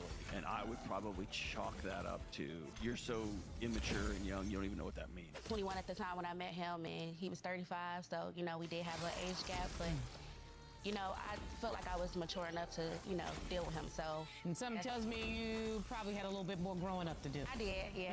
I definitely did. Took her to the airport. She said she's going on a girls trip with her co-workers. She insisted on going. I took her to the airport. Okay, remember, she's 21, 22. Right. Okay, it's time to get the party on a little bit now. That was cool. That was fine. No big deal. So later on, when she get back later on, what made me go through the phone? But I find pictures of her with a man on a motorcycle and a drop top. Having fun. I see no pictures with the girls she said she was with. Yes, I did go to Myrtle Beach, and I did go with coworkers. There was pictures with me and the girls, but the one that caught his attention was obviously the one with me and the guy.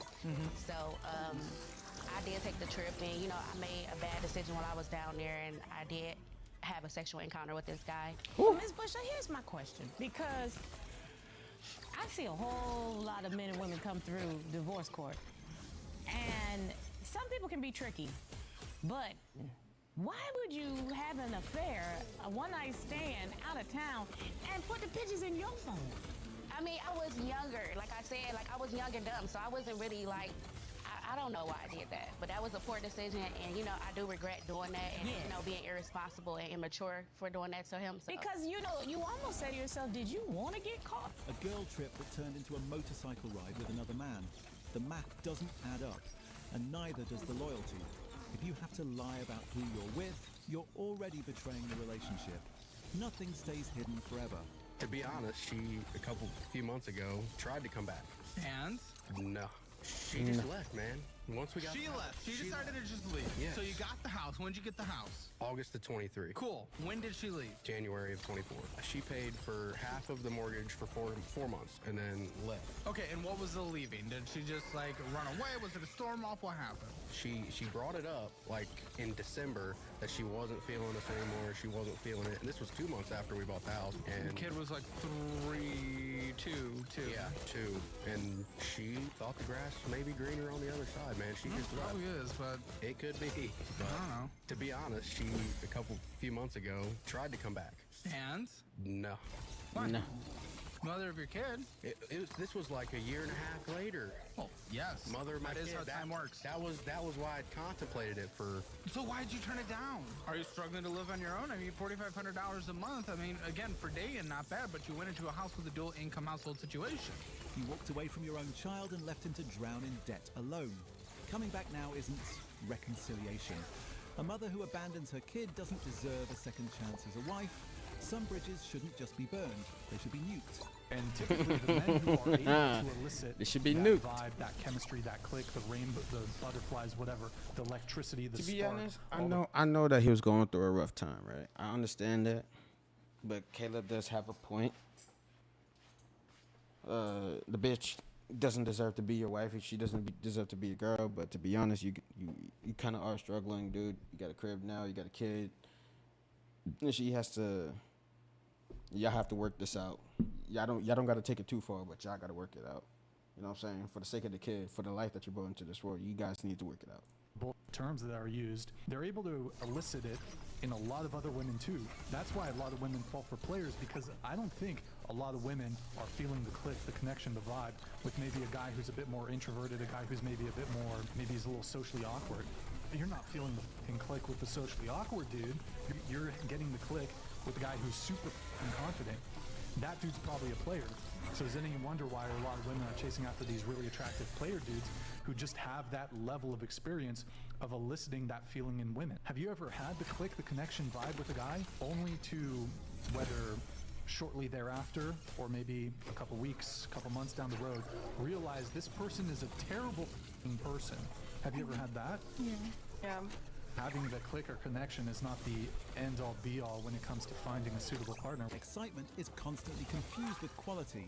Real men build foundations while others just build a temporary show. Ignoring the stable ones because they lack a flashy display leads to inevitable disappointment. Don't complain about the outcome when the performance ends. And babe, can you get extra water for the trip? Yeah, I got you.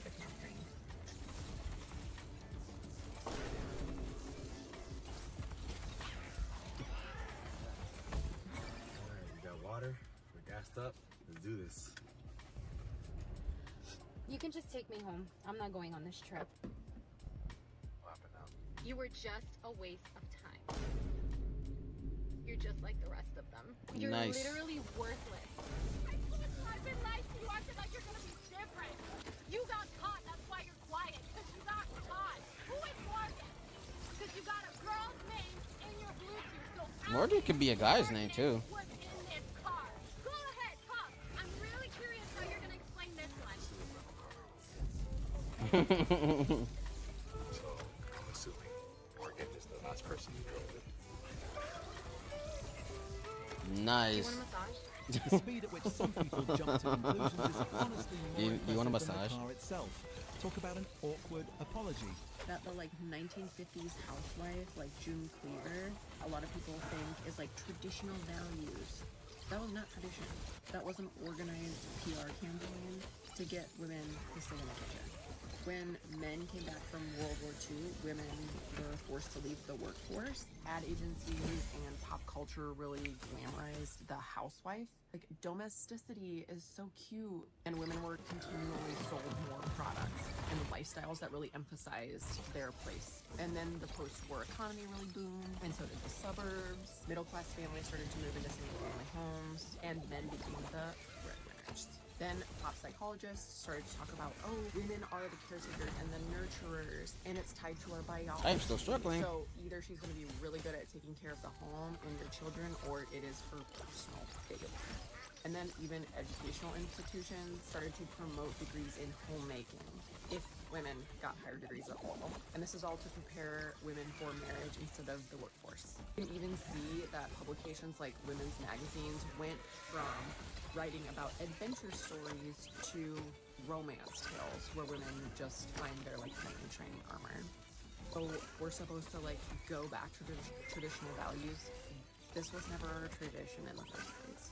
It's a massive simplification to label the 1950s family model as just a media campaign. That era was a response to the need for stability after years of global chaos. It wasn't about pushing anyone out, it was about building a cohesive home unit where both roles served a vital purpose. Don't rewrite history just to fit a modern narrative. What was that? All these are useless. What the fuck was that? What the fuck was that? Who was you texting? Who was you texting? Is there anything in my head? Oh, Houdini, right? You just, whoosh, gone. Gone, just like that. What are you Who talking are you about? texting? Where? Right, where? Where, right? Where? Who was you texting? But Why are you playing with me? Why are you playing with me? Why are you playing with me? is there an invisible phone? Why are you playing with me? Where's the phone? Who are you texting? I don't actually. Where is my phone? What's going on? No, where is my phone for What's real? going on? What's The going turmoil on? in her eyes said it all. If she wasn't hiding anything, why hide her phone? A guilty conscience is a heavy burden, and clearly she's carrying too many secrets. If lying were necessary to maintain the relationship, she would have lost it long ago. Before you even get to lying, I'm gonna give you one opportunity. What did you do? I told you I went to see my aunt. Okay.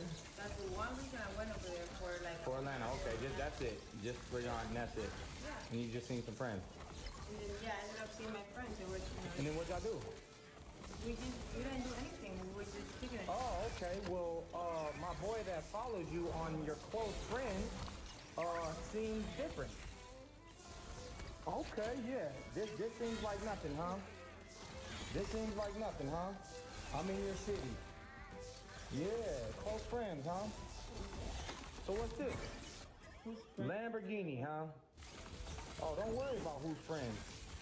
So you're in a Lamborghini. Your friends I just talked to. Oh, so you're in a Lamborghini, you popping bottles in Atlanta. Problems those times. Let me tell you. So what's this? So what's this? This ain't you? What? Yes. Okay. Double R only. You ain't never been in a double R in your life. You talking about double R only. What's this about? Huh? I'm pulling up in your city, Lamborghini.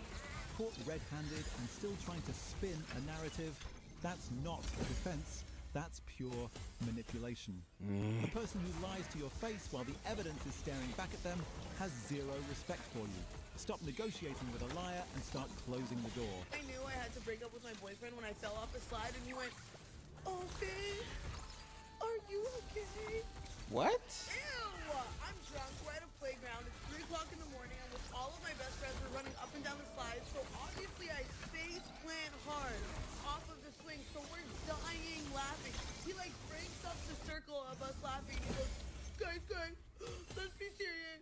Babe, are So you okay? broke up with him because he cares about your well-being? Okay. Wow. Question for everyone in the bathroom. Bro, you should have just laughed at her face. Should I dunk him?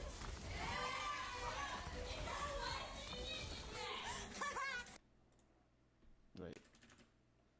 Babe, are you okay? Are you okay? She Babe, ugly, you're too. okay. Bro. Question for everyone in the bathroom?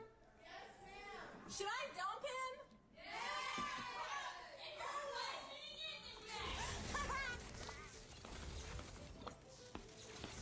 People today break up for no real reason, acting like it grants them power or control. In reality, it just exposes their inability to build or sustain anything. If you treat relationships like disposable items, you're not powerful. You're just broken. Can we talk about how hard it is to leave the good guy? When you say, I want a divorce, and he's like, no, I want to work this out, and he's going to be fine. You know, we can get through this, and he's so encouraging, and everything's just so peachy keen, right? We talk about how manipulated is his staying because he's a good guy. He does nothing wrong. Like, the only thing he's guilty of is being lazy and, you know, not putting in effort like we did when we were in the beginning of our relationship, like any other marriage. Tears don't rewrite the past. It's easy to cry when you realize you traded a diamond for a piece of glass, but the realization comes too late. Women divorcing their husbands in their early to mid 40s and then immediately regretting it as soon as they see the guy move on. It's the funniest thing that I've seen on the internet. But the craziest part about this is that they go and make these videos, right, and put it out there that they regret the decision they made simply because the guy quickly moved on, got into another relationship, and she quickly found out that, hey, ain't a lot of dudes out here looking for women in their mid to late 40s. I'm gonna tell you ladies something, man. If y'all married to a dude and y'all get into your 40s together, like, you gotta think about it very carefully, man, before you get a divorce, man. If this guy's not beating on you, cheating on you, abusing you, if he's not doing none of these things, man, try to work it out. Try to work it out, man, because it ain't sweet out here in the streets, especially if you're a woman, right? Because a man in his 40s, man, dating ain't the same for men and women in old age, right? Because a man, if he's obtained a little bit of success, right? Again, I don't think it's the right thing to do, but if he wants to, he has the option available to him to be able to date younger women who are interested in having certain experiences that they know and understand that men their age can provide them. You know what I'm saying? Women can't do that because men are very different than females. You know what I'm saying? We're driven by different things. Men are very visual creatures, you know? Ain't no young dude looking at a 45-year-old woman talking like, damn, I gotta make this car payment, man. She can make that happen for me. I think I might have to take another team. That BMW, you're gonna look at her like, damn, bro, you really wanna do yourself like that, bro? Start working for Uber Eats or something, bro. Come on, man. Don't stoop down to that level, bro. You gonna come and sit back in this car, bro, and pretend like that never happened? Like, I'm right here parked outside, bro. Like, just get a second job or something. So, ladies, man, if you just feel unhappy, go to the gym, work out, you know? Start eating healthy. Make sure it's not your hormones out of whack that's causing you to feel like this, because a lot of the times y'all be living good dudes because you feel unhappy, not because he's making you feel unhappy, because you feel unhappy, man. And a lot of people have no idea, man. A lot of the times that's a result, man, of no physical activity and a poor diet. A lot of women out here, man, if y'all was to work out, men know this, dudes know this, man. Guys, I'm locked in. I don't know if you noticed. You get in the gym, start working out and eating good, a lot of those feelings go away, right? But ain't nobody really promoting those ideas to females, especially in women in the, you know, in their 40s and 50s. Go to the gym, ladies, get on a diet, work out, feel good about yourself, right? And then see if those feelings are still there afterwards. And if they're still there, then go seek out a marriage counselor. But you gotta figure this out, man, because believe me when I tell you, you don't want to be single in your 40s, man. 50s is right around the corner. Women go through a lot of health issues, man. Men do not. So think about it twice. If you are broke, you should not be dating. I'm not saying if you're broke, you're not worthy of love and happiness. You're just not worthy of me. It's just you need to focus on yourself.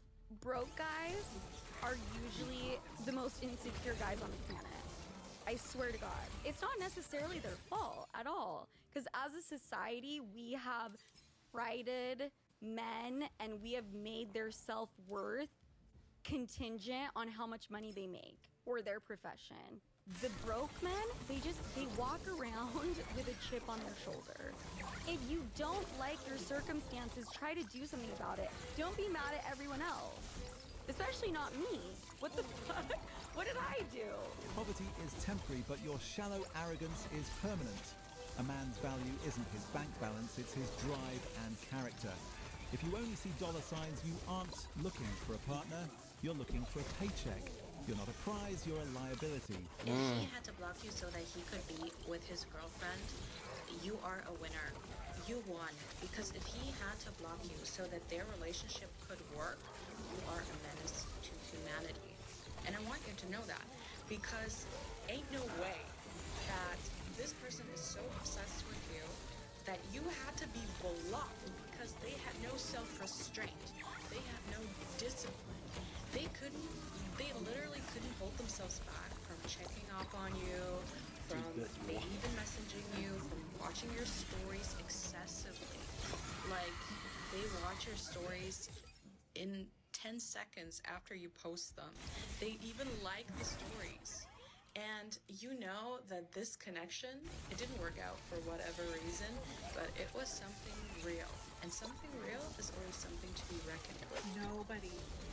Nobody prepares you Where's the boss for gonna what drop? it's like to date after 50 when you've been married for a really long time.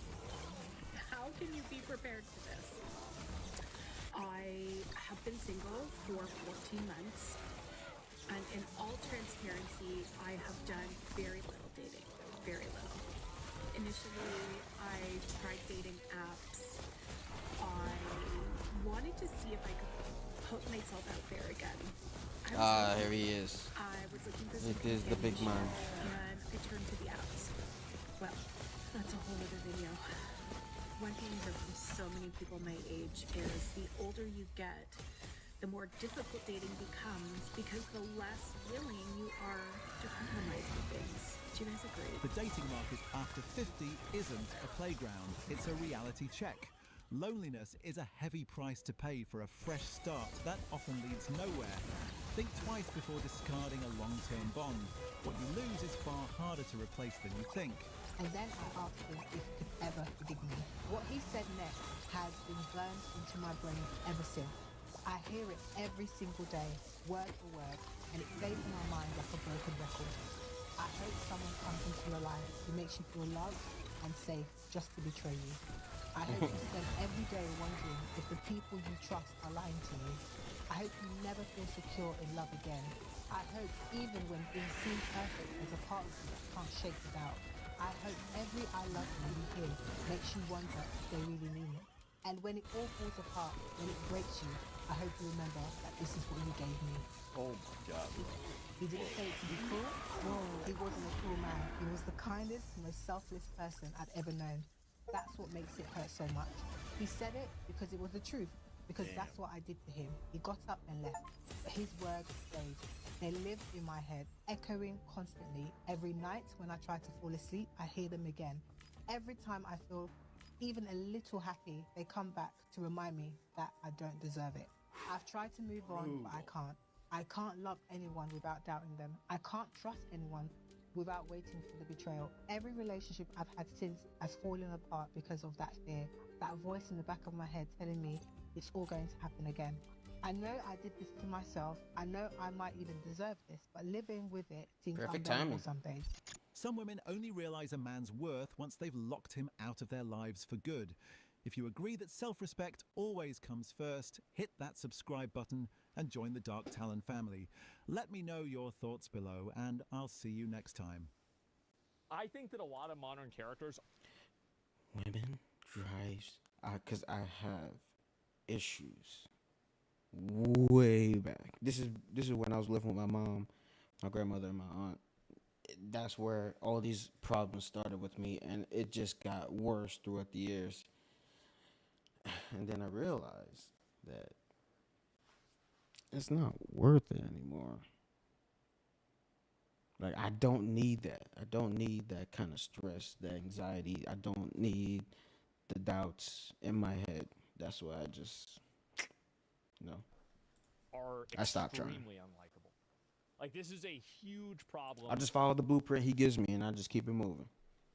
With gaming. I think this is especially true, like, I'm gonna be real, this is especially true with, like, American games. I've grown quite worried about the trajectory of what humans perceive as strength, not only in entertainment media, but even in influencers and perceived role models. Yeah. This is a steady decline that has been gradually moving towards shaping the very definition of strength. For me, this is actually quite a fascinating topic because of how blind a lot of people are to what is actually happening, almost as though they know that... Hold on a second, y'all. Wait. Oh. Ooh. Did it stop? Did it stop? Okay. All right. All right. I'll be right back. I gotta use the bathroom.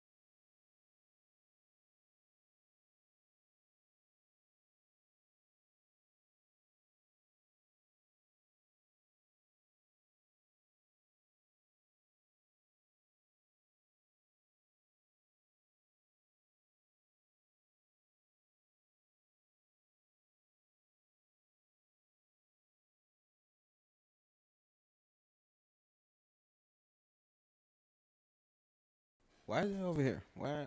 What's going on here? Oh, because the thing above. Hold on. All right, cool. Put this here.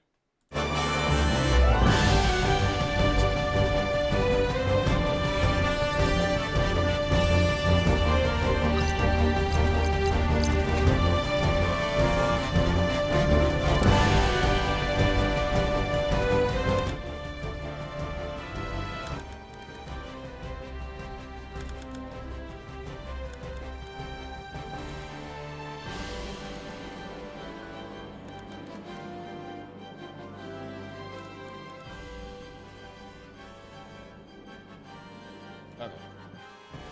Cool. Got the orders window mode for now. I'm gonna turn it down to like here. I'll turn it down to like here. Alright. Put this here. Gonna put this here. While he's talking, I'm gonna set this up. The counterfeit better than the genuine. What do I mean? They do, because it's the lack and the absence of positive masculine role models. Because any form of masculinity is viewed as either, oh, that's not just masculinity, that's just being a good person, or it's viewed as being bad. Like this. There is an interesting phenomenon called perceptual expertise that I'll use as an illustration. Anyone After who this handles video, cash on a constant we're gonna focus on the game. especially in a profession. Right now, I'm just working on ability to the easily things. I'm gonna see if I even like this Something game. I find insane about this phenomenon is that it isn't actually taught. It is grown through exposure. Yeah. Bank tellers and cashiers handle genuine banknotes all day. This constant, repeated exposure allows them to develop an intuitive sense of what feels right. The texture. No, this is true, because like I can smell a Coke, and I will know whether it is a Diet Coke, a no sugar Coke, or a regular Coke. All I have to do is smell it. I don't even need to taste it. I can look at the difference between a Dr. Pepper and a Coke, like just visually. And I can tell just based off of the color of the syrup. Color, weight, print clarity, and even embedded features of real currency. Serious. Over time, they built this mental prototype or baseline of what authentic notes look like. So when a counterfeit does come along, it stands out. Yes. Not necessarily because the cashier knows exactly what's wrong, but because it doesn't match the baseline they've naturally internalized. Their brain subconsciously flags it as unfamiliar or off. Weird. Now you could probably see where I'm going with this. I believe that a lot of modern writers and influencers are more exposed to a counterfeit strength than they are to actual genuine strength. So to them, genuine strength is foreign, and they probably even see it as weakness. Unfortunately, it also seems like this is slowly becoming the norm. Well, it's becoming the norm, and one of the big reasons why it's the norm is because that's the thing that a lot of kids want. A lot of the people that watch people like Andrew Tate or Sneeko or whatever that are looking for like life advice, these are like lost souls and like weird kids. That's the big issue. And so like you have a bunch of like little weird kids that think that the coolest thing that you can possibly do, because like when you're 14, right? I mean, you're gonna think that a guy that has big muscles and he has a fast car that's expensive and he has like a bunch of girlfriends, like that's like it doesn't get better. And so the real problem isn't necessarily that. It's the fact that all of these things are, I mean, let's be real, like it's made for kids. I dive into all their viewer base are little kids. I think that there are little kids, and then also for a lot of influencers, I should have muted the audio. They are looking for an internet dad or an internet big brother. And that's really what it is, because they don't have like a dad that had, or even like not necessarily a dad specifically, but like a father figure or like a male figure in their life that they can look at and say, okay, this is what it means to be a man. Yeah, You see what I'm saying? the Halo Cliffs.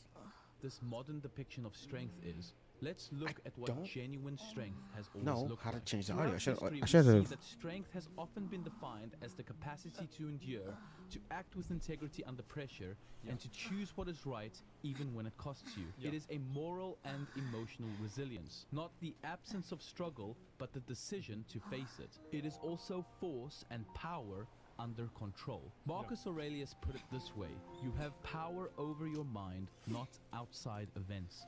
Realize this and you will find strength. That's right. If you have a problem, stop thinking about it. Most of them go away. Strength isn't about control over people or circumstances.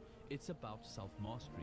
The ability to stay steady when everyone else is shaking. The And power this to... is another big issue, is that I think that maybe this is like a toxic masculine trait, but I think that stoicism is actually the best way to act. And I think that people that can't control their emotions and get upset and angry randomly, I view them as like childish and like not really worth taking seriously as much. And so when you see a guy like Titus, and that's the reason why Master Chief was so good. Master Chief was the prime pinnacle of stoicism. And you look at like a lot of other characters in like these old stories, and there are emotional moments, and I think that it's important to have those, but the emotional moments don't come at the expense of the character being able to do what they need to do when they have to do it, right? So like, for example, like in Lord of the Rings, when Aragorn is with like Arwen and Rivendell, yeah, this is an emotional moment. But when he's up face to face with the fucking Nazgul, he's not crying and running away. He's fighting the fucking Nazgul. That's the difference. Respond instead of react, to remain grounded when your pride wants to escalate, and in a world that tells you to be loud, aggressive, or performative, Marcus flips it. Real strength isn't about bending the world to your will. It's about mastering yourself in the middle of it. This is a fundamental understanding that everyone has had about strength for a very long time. This is again what I was saying before about like characters and like stories being written by obnoxious, annoying people. A lot of characters are written as if they are basically the teenage version of an unpleasant and annoying, like, kind of hipster person that was actually right about everything and their parents were wrong about everything. That's the way that a lot of these stories are written. I think Tosh is a great example of that with Dragon Age. Many clear examples of games, series, and movies over the last 20 to 30 years of genuine strength. But it feels like there is a shift happening. Some of our favorite characters in the past, whether real or fictional, those who have had a very deep understanding of what genuine strength looks like, wouldn't necessarily even exist nowadays. And if they did exist, they would either be gender swapped or race swapped, or even be made to look pathetic where possible. And the characters that replace them or take their throne are so poorly written that it blows my mind how they even exist. Unfortunately, it doesn't for me. It's just a bunch of annoying people writing annoying characters. It actually makes perfect sense. A lot of modern writers simply don't understand genuine strength. Classical writers like J.R.R. Tolkien knew what genuine strength was. They knew that strength has a cost, that it takes something out of you. It doesn't leave you untouched, it leaves scars. It humbles you, it makes you even quieter. And that's the irony. The strongest people are usually the ones that don't even talk about how great or strong they are, because they've lived it, they've bled for it, and they know it's not a show.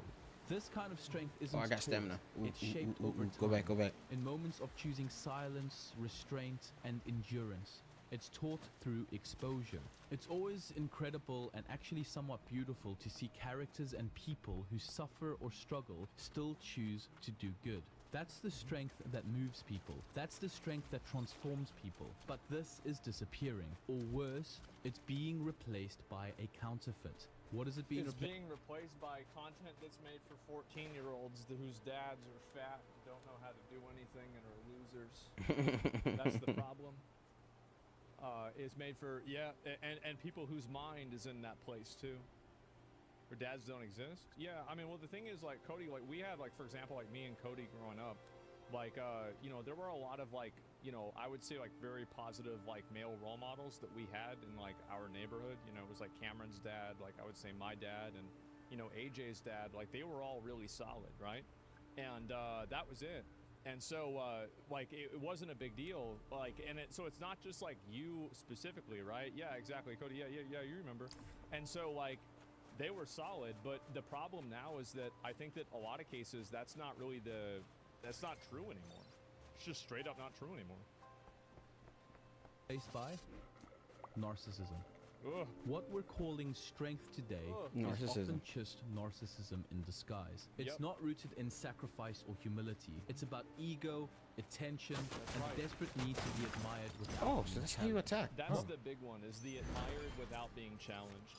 That to me is what I Yeah, think Canaan is at beginning is the depicted in the core beginning of the of story. a lot of leftist and I don't like understand. a lot of What is that? social movements nowadays. And not just leftist movements, but I think that it's like generally that way. I don't want to make this like super political because I feel like it's also How a do both sides I- thing.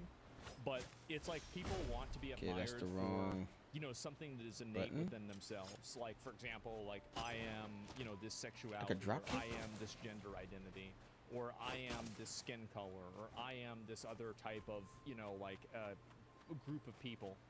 It's unpleasant. It's unpleasant, and I think also it's nothing that's earned. That's the big issue, is that it's not earned. Modern characters, and Ooh, let's he's be honest, strong. many public figures too, aren't strong because they overcome anything. They're strong because the script says so, or because they say so. They don't earn our respect, they demand it. They don't grow, they're written to be right from the start. They're never wrong, never vulnerable, never in doubt. And if they are, it's used for 5 seconds of forced relatability before they're back to monologuing about how misunderstood they are. This isn't strength, it's self-worship. You see this constantly. Characters who bulldoze through others emotionally, who never listen, who never compromise, and we're told this is empowerment. But being impossible to work with doesn't make you powerful. It does. There's a little you're bit in of a lag. it does whenever you're one of these groups of people and you're trying to get the HR to listen to you. That's the reason. And again, I feel like that's a really good way to say it because it reveals where these people are coming from. It's again people that are empowered by HR. That's it. It's like a, what do you call it? It's like House. Dr. House kind of started this shit. The difference is that Dr. House was very clearly a flawed character. Like that's the difference, is that like he was very good at diagnosing things, but he also like went to jail, he was addicted to things, he was fucked up. So like House had like, there were Fucked up positives in the and head. negatives with him as a character.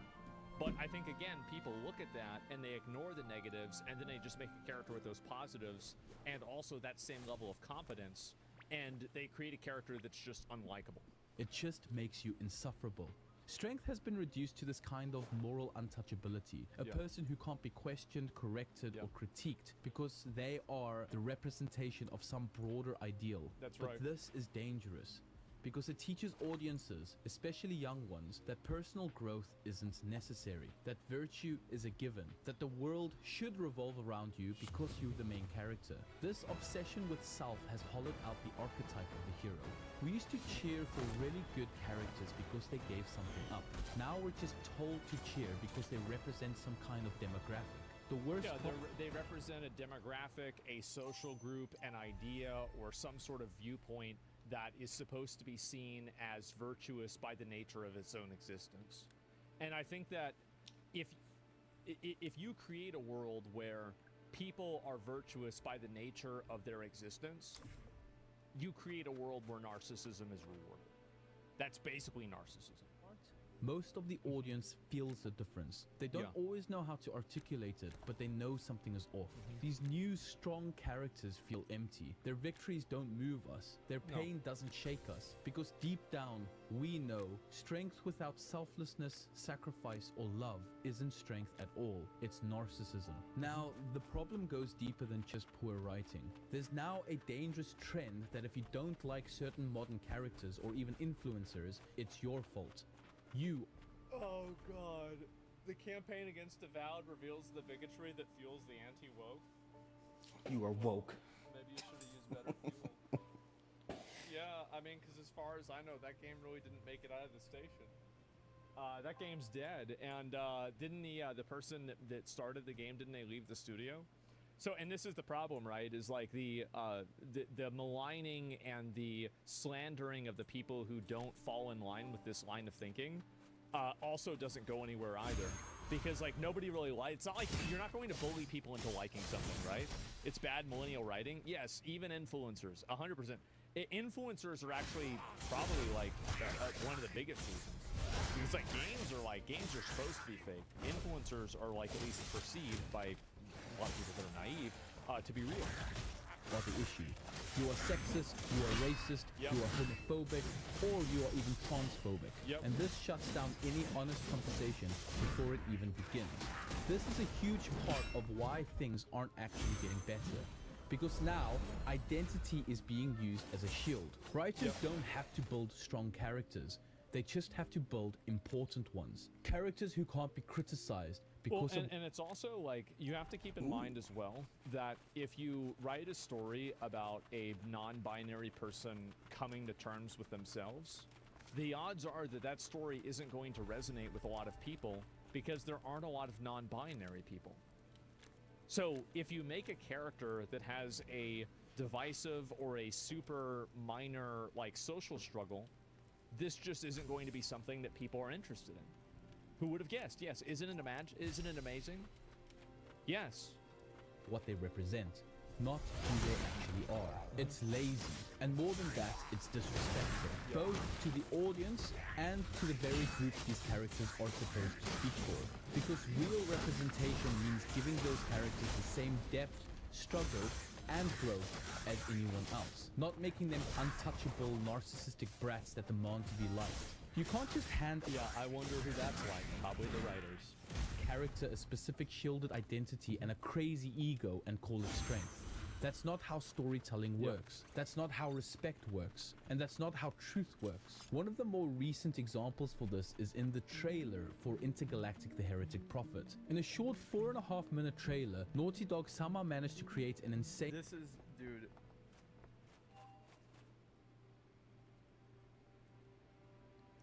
I have never seen a more negative reception to a trailer than this.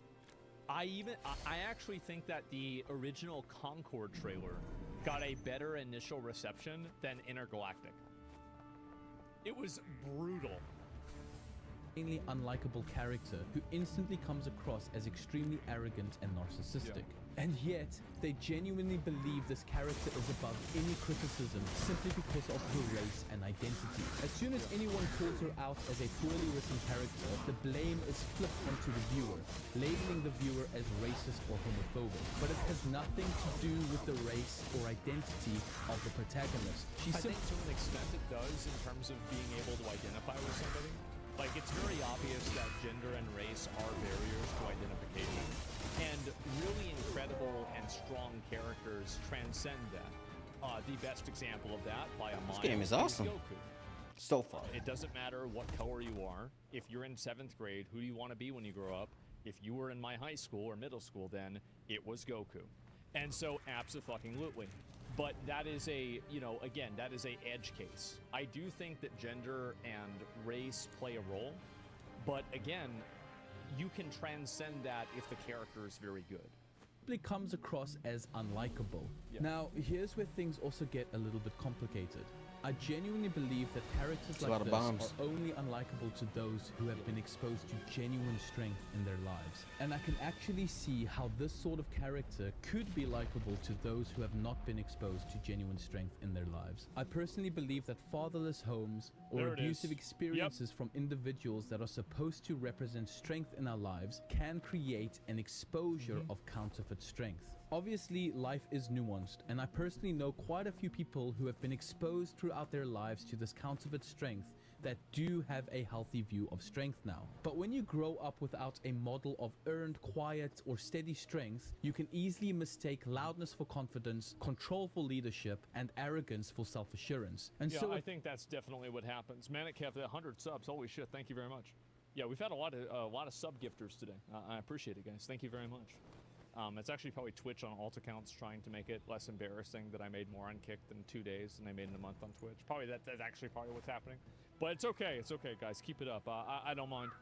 And anyway, so I think that especially with content creators, like the arrogance being confidence and like the random acts of aggression being some form of like a emotional control is just a very huge problem. And I think this is an issue even in society in general, like outside of media, but just in general.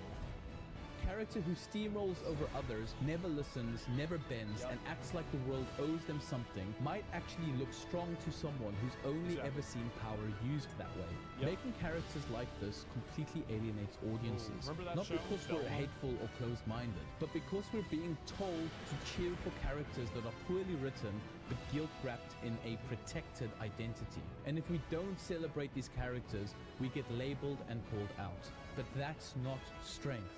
That's trauma with a label on it. And that's... Hey. Yeah, a lot of these characters are just trauma. That's yeah, there you go. The danger. When culture starts celebrating unhealed wounds as empowerment, when fiction becomes a mirror of brokenness rather than a picture of what wholeness could look like, we stop aiming upwards and we start settling. We start calling dysfunction power, not because it is, but because it's all some people have ever known. You can see this play out in real life. Take someone you believe to have narcissistic qualities, whether a public figure or someone in your personal life. They could be popular, charismatic, and quick-witted, sure. But what we're really witnessing more often than not is just ego dressed as strength. I think that's the case. And also, like, again, some female lead that's on par with Goku. The difference is that women, I think, identify differently with characters for different reasons. And so, like, and this is another big issue, is that it's the lie that's been told to writers and developers that the same way to, like, how do you write a female character is different than you write a male character. Because men and women are different. So if you take a male archetype and then you just simply swap it with a female, in a lot of cases, whenever you get into, like, personifying that character, you're going to have issues. Like, it doesn't matter in a lot of cases, like, for example, like with Samus, right? Because, like, there's nothing going on. It's just like a character running around. But in general, men and women are different, and the way that they react to things are different too. So if you have, like, a girl that's reacting to things in the same way that a man would, this is going to not appeal to a lot of people, and it's going to be, again, it's going to be uncanny.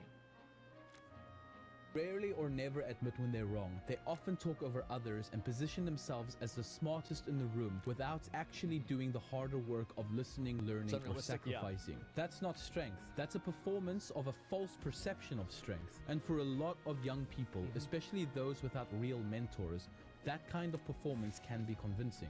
Because if you've never or rarely seen genuine strength in your life, the kind that leads by example, that serves others, that admits failure, that shows genuine humility, then the counterfeit could look strong. C.S. Lewis once said, "We make men without chests and expect them virtue and enterprise.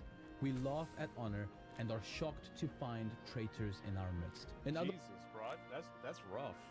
That's a lot. Damn.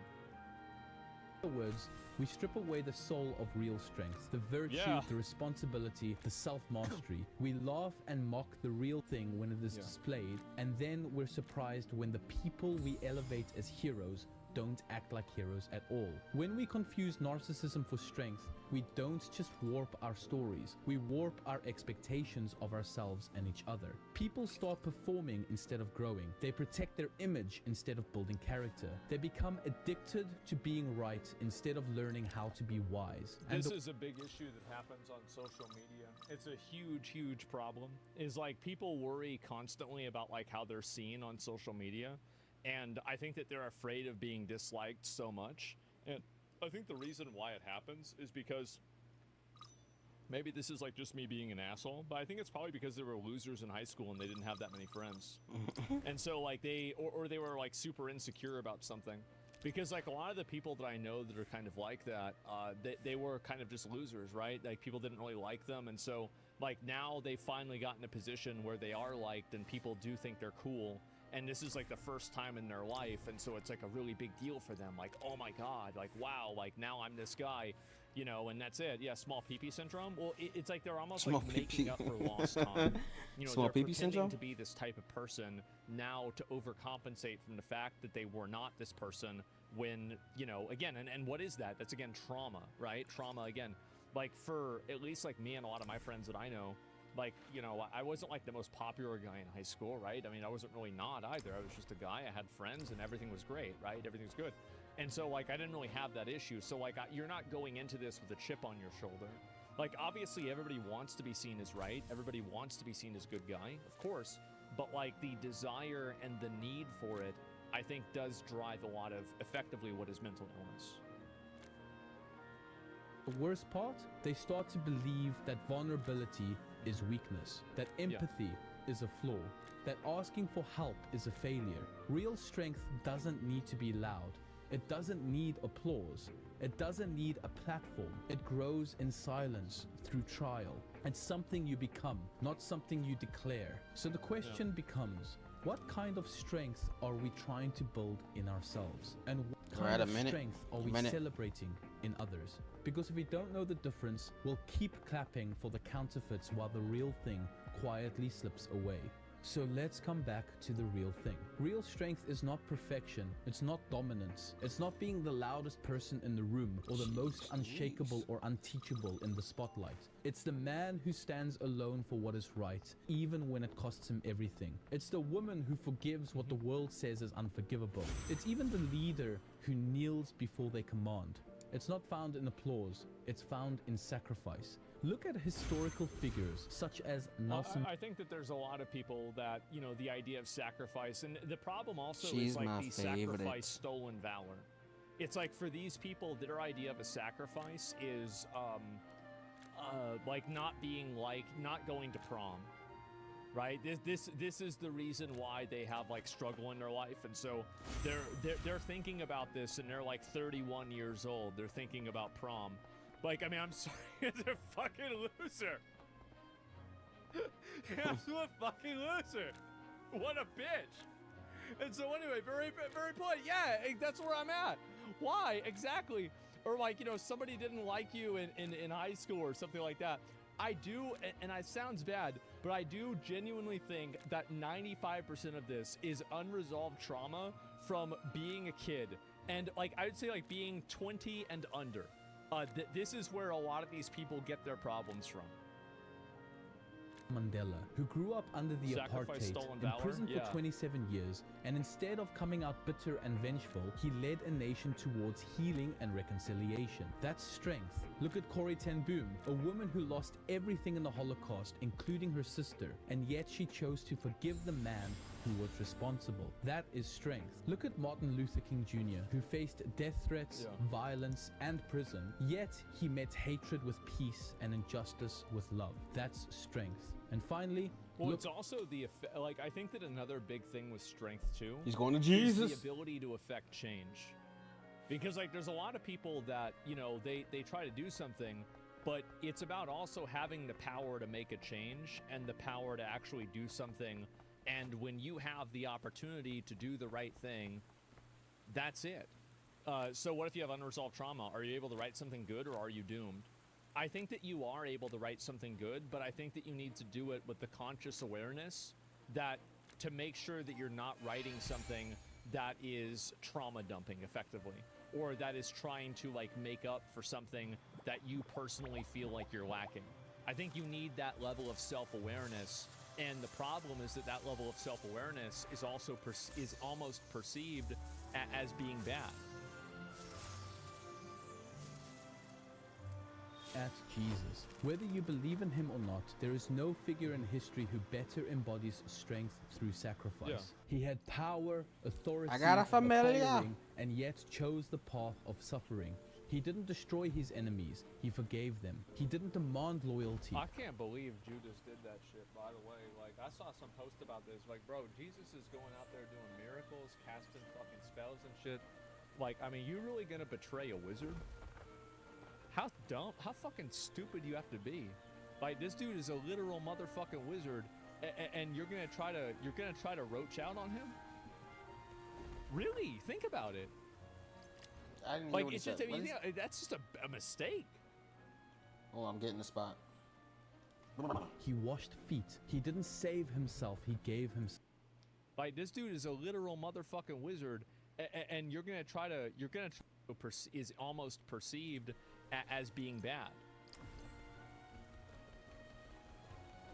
I hate this mouth. at Jesus. Whether you believe in him or not, there is no figure in history who better embodies strength through sacrifice. He had power, authority, a following, and yet chose the path of suffering. He didn't destroy his enemies, he forgave them. He didn't demand loyalty. I can't believe Judas did that shit, by the way. Like, I saw some post about this. Like, bro, Jesus is going out there doing miracles, casting fucking spells and shit. Like, I mean, you really gonna betray a wizard? How dumb, how fucking stupid you have to be. Like, this dude is a literal motherfucking wizard, and you're gonna try to roach out on him? Really? Think about it. Like, it's just, I mean, you think, that's just a mistake. He washed feet. He didn't save himself, he gave himself. And in doing so, redefined strength not as dominance, but as self-giving love. Real strength isn't about appearing invincible. It's about remaining faithful, honest, and loving, even when you feel broken. Especially when you feel broken.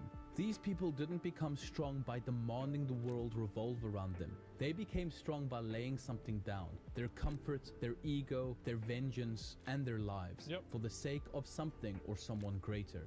So maybe it's time we relearn what strength... It says MLK cheated on his wife. It's all nonsense. I think that a lot of people are flawed, and I think that it's really important to... And this is one thing, I'm actually not I see if I can get a new weapon. of, like, looking at an individual and trying to look at people as role models. I think that you should look at attributes, actions, and behaviors as like models to like, you know, like build off of, rather than trying to like copy basically what somebody else is doing. Because that's the big issue, right? It's the actions. And so, because like nobody's perfect, right? No human is going to like be able to live up to the standards of never making a mistake, never doing something wrong, etc. So the solution to that, in my opinion, is to simply not hold them to that regard. Don't open that door. Strength actually is. It's not the power to dominate. It's the courage to endure, the humility to grow, the grace to forgive, the wisdom to wait, and the character to keep going, especially when no one is watching. Thank you guys for watching Role this. models are not allowed to do mistakes. I think that when role models make mistakes, people try to make excuses for the mistakes rather than being able to accept that people are imperfect. And I think that's the issue with role models, is that when a person tries to model their life after another person, and then that person, for some reason or another, doesn't live up to whatever the expectation is of them, then after that, there's like a degree of like kind of resentment, right? Or frustration. And so that's it. That's the problem? Yeah, exactly. And I think that it leads people into that issue. Video, and thank you so much to my Patreons for supporting me. I'm back on the ball with YouTube again, and I'm going to be producing a lot more videos a lot quicker going more forward. content. This is just my perspective. It is a angle. It's not the whole picture of why I believe it is a thing, but I genuinely think that there is a bit of a decline in the idea of strength at the moment. If you agree or disagree with me, I'd love to hear your thoughts in the comment section below. Let's keep it respectable again, and thank you guys so much for all the support, and I'll catch you in the next one. Yeah, I totally agree with this, by the way. I completely agree with everything he's saying. And unreasonable expectations is good explaining shit. Have to chat's losing their mind because Jesus was mentioned. Well, Jesus is just simply an example, right? I mean, like, it's nothing else really besides that. And also, I mean, really, you can look at 50 other examples that are kind of the same thing, and you're going to have the same point. I'll link you guys a video. Like, this is a Pata video. I remember I was watching his videos, like, pretty much like his first video he made, and I thought it was great. And so, make sure to give him a sub. He's got 36,000 subscribers now. And so, yeah, really, really good videos. I think they're great. All right. We're going to put a little stop to this, okay? We're going to put a little stop to this, because this deserves my full attention right now. At least for now. But if you see me yawning, I might have to switch it up a bit.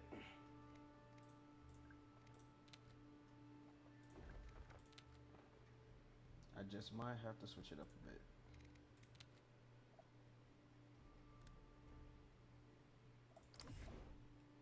All right. What is this? Oh, that's just an alert. That's just an alert. Well, whoever is subscribed to my channel, thank you for that. I appreciate you, man.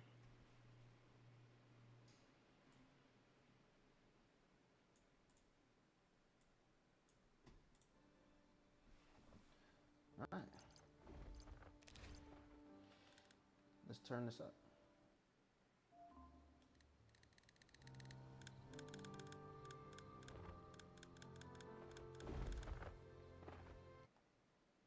I think that'll be right. Oh, wait, I muted it. Hold on.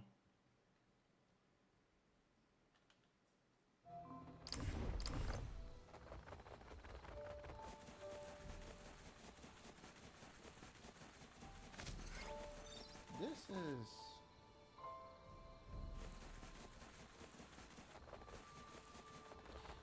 So far I like this. So far I like this game. I don't like the mount that I'm on right now. This one manual. I don't like it. Don't like it. I wonder if... Do I need to turn this off? No, I don't think I need to turn this off. Should I just go performance and clarity? Should I just go clarity? Like, I'll leave it at like 4. Okay, that's so much better. Why are you attacking the sheep? Go away.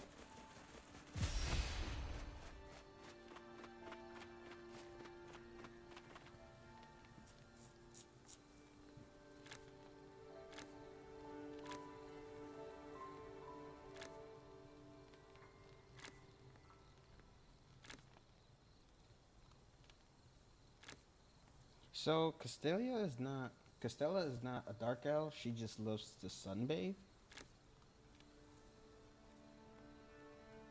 Okay.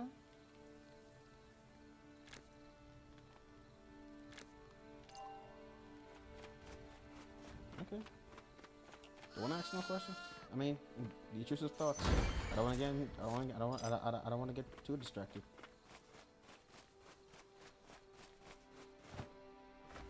Oh, I don't have a glider, so I can't glide.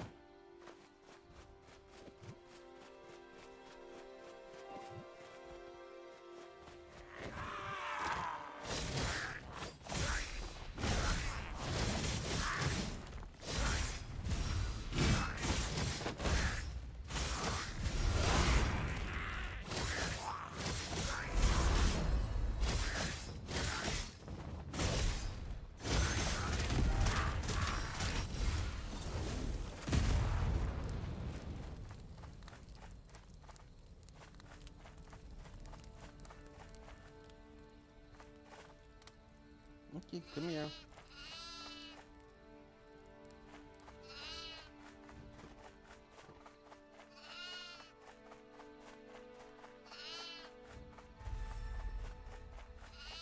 Can't jump.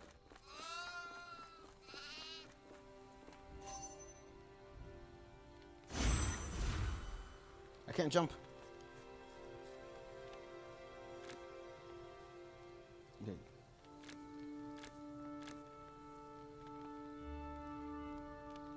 They claim it was a sheep they stole.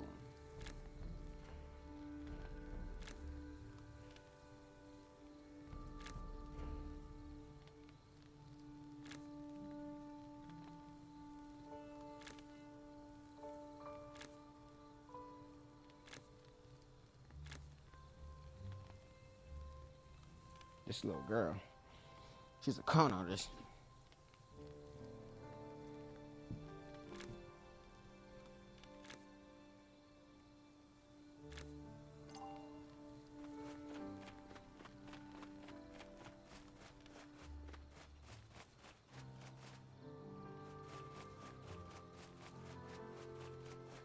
What's that? What's that over there? I'm mad that I can't double jump. I'm mad I can't double jump.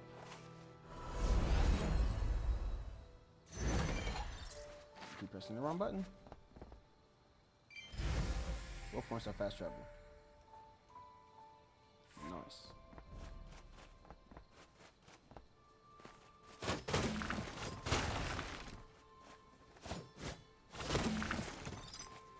Crystal of recoil. Is there something here? Oh, I can cook stuff. Okay.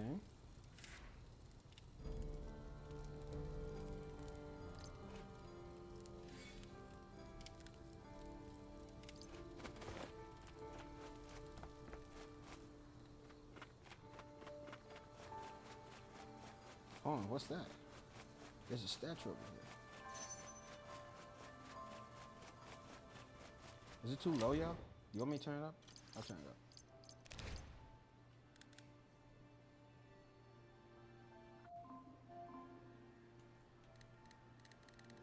Maybe to like 50. Maybe sound. Yeah, 40. Sound effects, I put it 50. Cutscene, I put it like 52.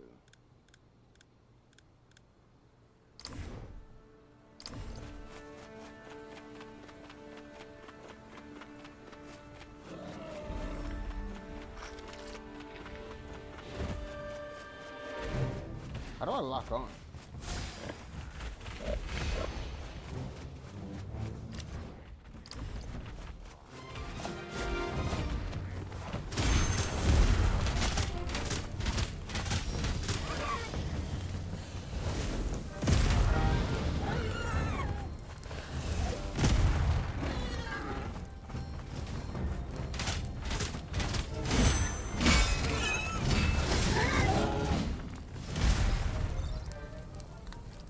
I got a border meat.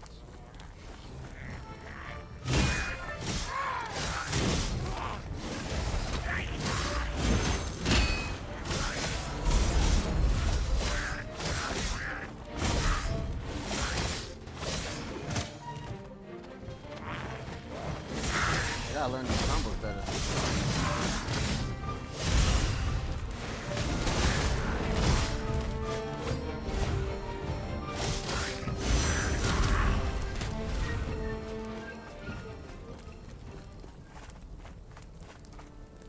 So can I climb?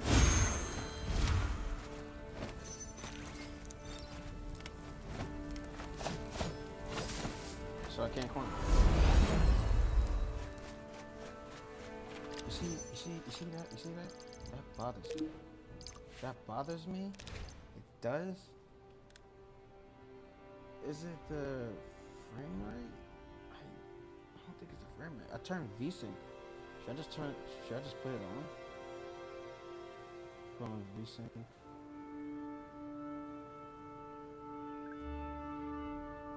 I put this on normal. You know what? I do want to leave it on high though. Character animation optimization. Plays all character animations in full regards of performance and distance on recommended. Okay.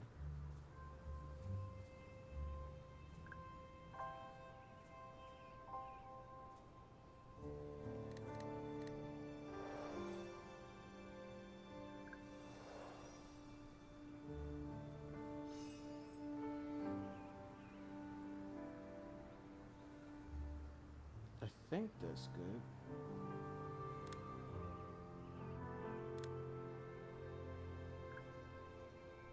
Do I just want to turn this off?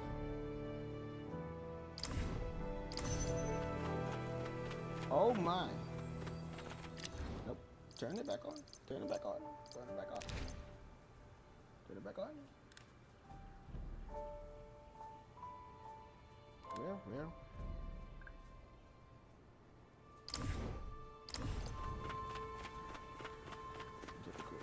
What's this statue over here?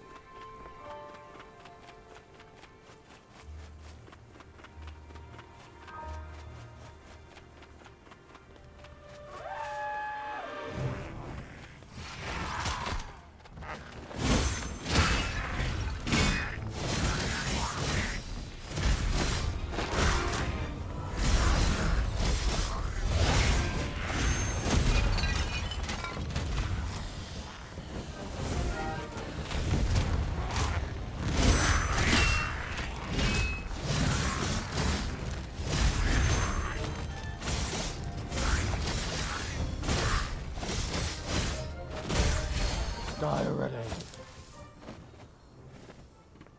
Oh, I can grab though. Okay. I can grab. I can't climb like I can in oh, this is the goddess's head. I can't grab like I can in Zelda. I thought it was Zelda. 3, this. In here. No.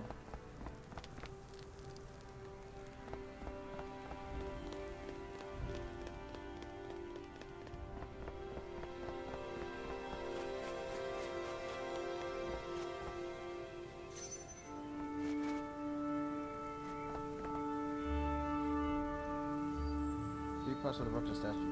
There should be broken pieces nearby, so I need to look for them. Oh, there's 3 pieces. Okay.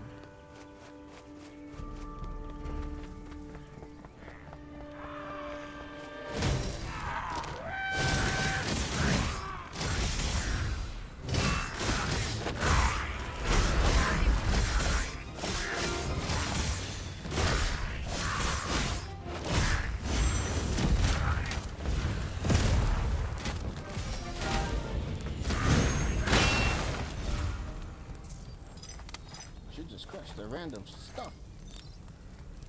Okay, I got the win.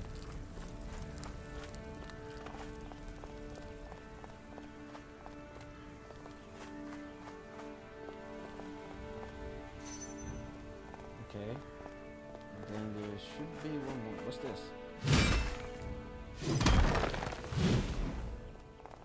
Crystal of Recoil. I should probably be figuring out what these things are.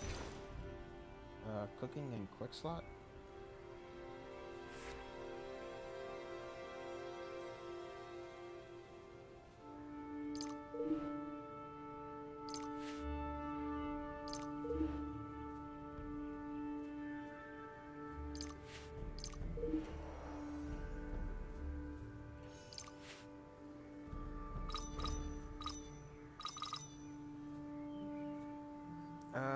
Used during karma breakthrough. Crystal is said to capture one's most cherished moments. It's said to simply gazing at the crystal brings back long forgotten happy memories, warming the heart. However, the sense of happiness does not linger long. Some people refer to this crystal as brief but intense happiness.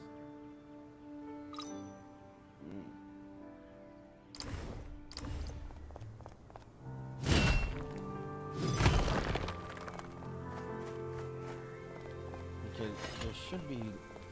There's one more piece missing. Don't know where it is though.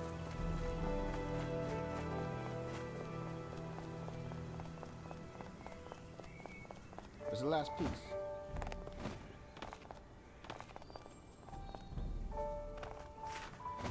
I don't think there's fall damage here.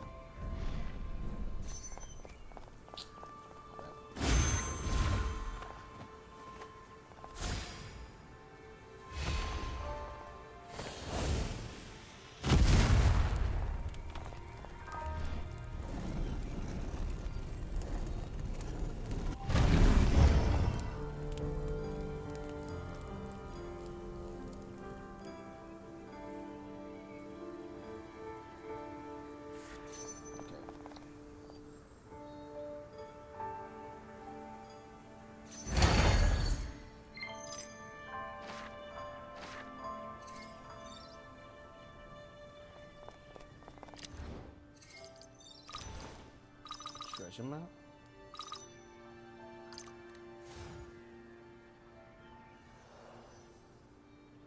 Here. Okay. Oh, okay. But I'm not. Oh, okay. I can't access that area yet. Not yet. A fragment of stone once held mighty power, though most of its immense power has faded. A faint trace of remaining force can still be sensed. What does that do? What does that do? Boo boo boo. Where's that last piece of the goddess statue?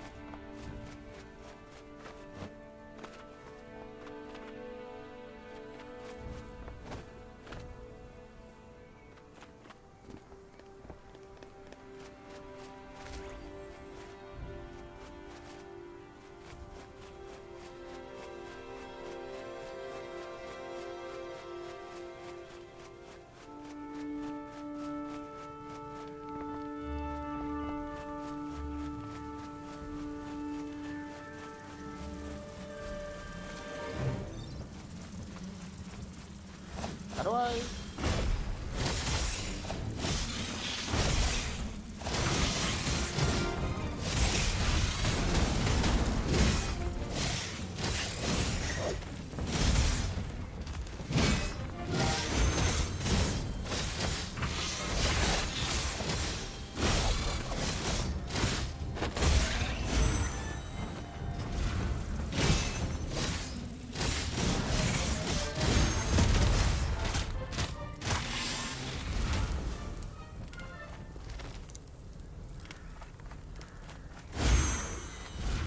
gotta get used to these combo settings. I really do.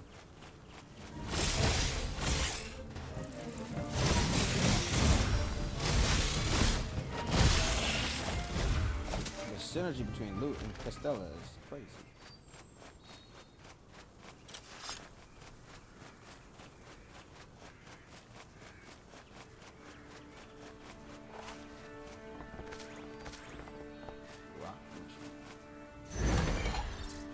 Promotive seed.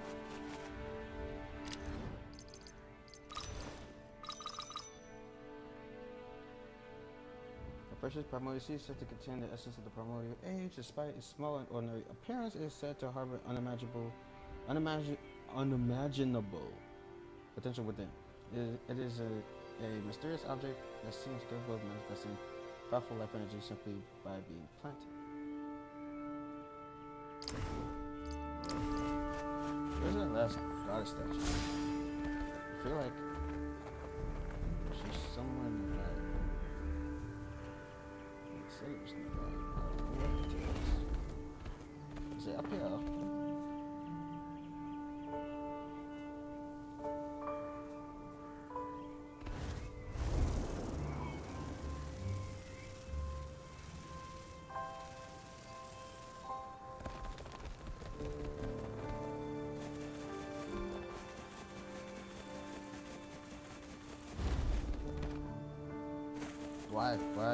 Why are you tempting me to cheat right now? Where's this last piece?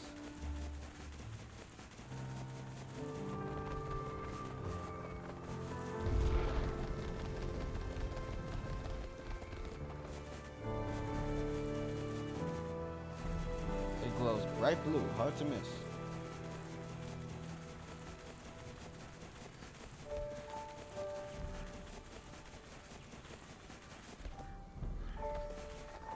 I'm getting agitated. I'm getting agitated.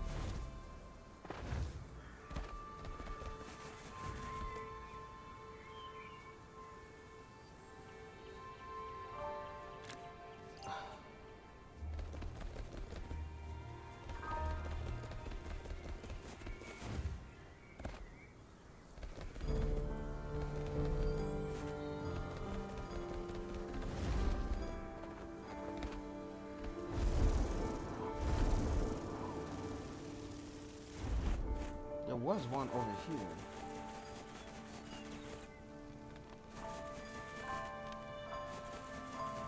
Was it over here?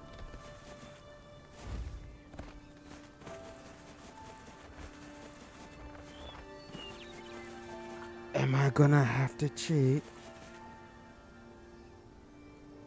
Because I've looked everywhere and I can't find it. Where is this thing? My ears are itchy.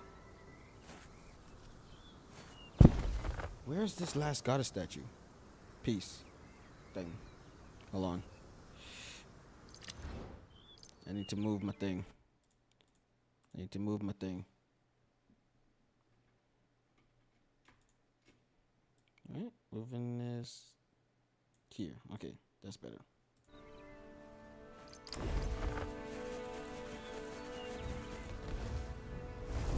Is it over there?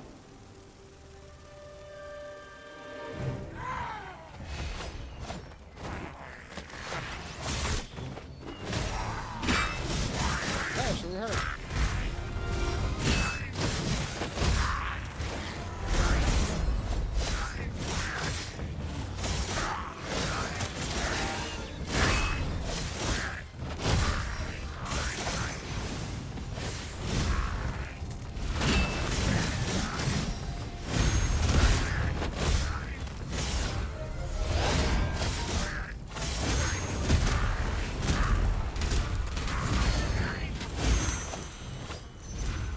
That's it.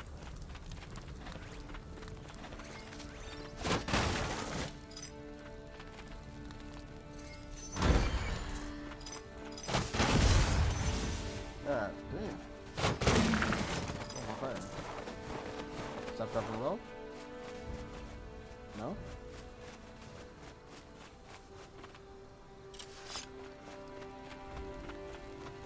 Oh, that's pretty. Dude, where is it? Where is this last piece? Where is it?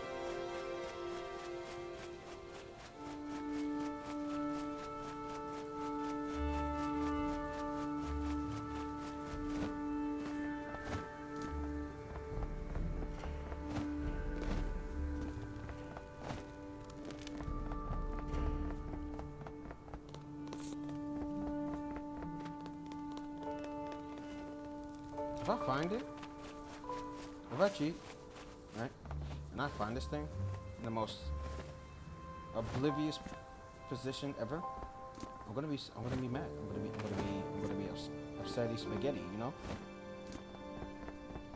Because all the pieces glow bright blue. I found 2.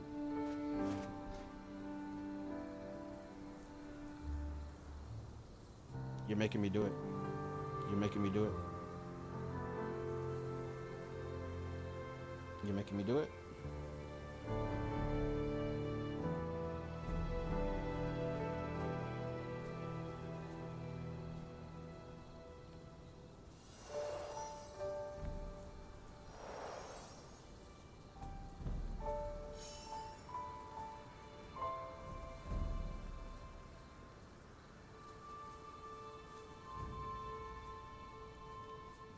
First, got a statue, space, location. I don't need you. Get this out of my face.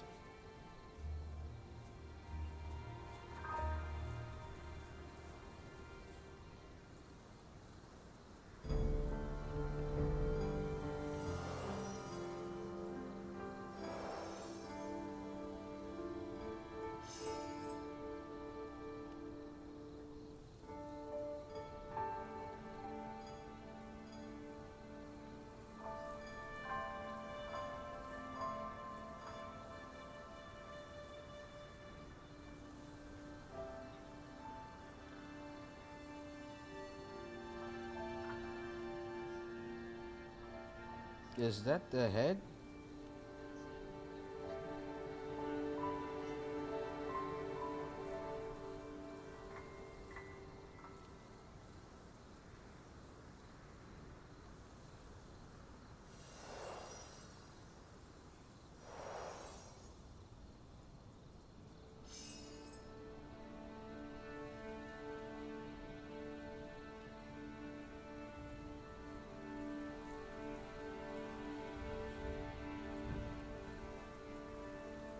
Wait, what?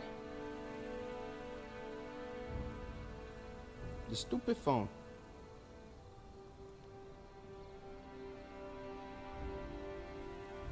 Okay, that's the head. The second piece is near a windmill. But this fool is going so fast.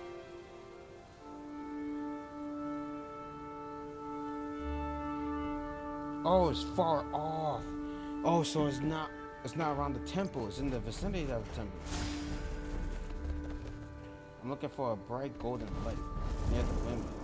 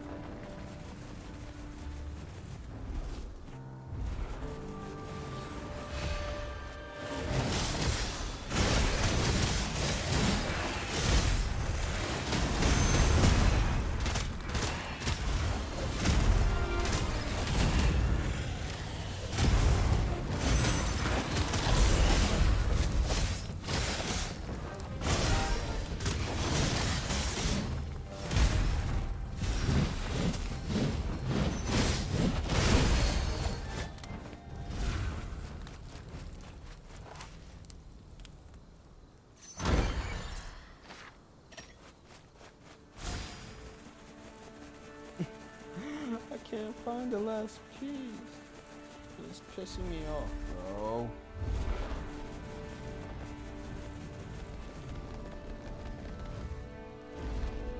Okay, I don't think it's over here. I think it's somewhere over here. Okay. Right.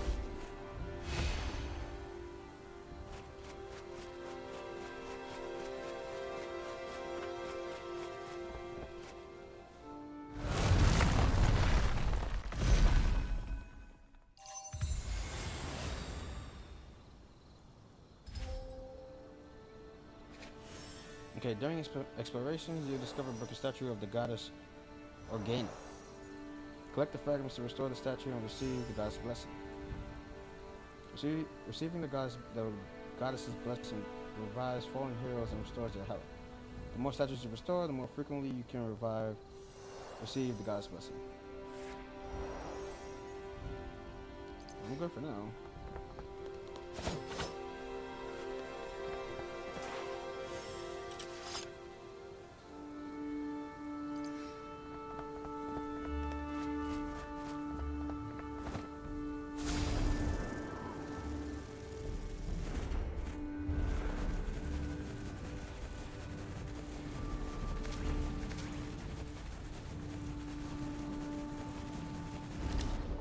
Then I put food in my stuff.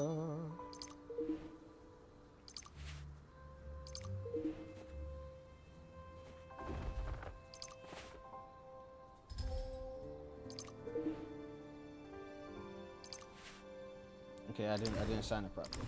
Right.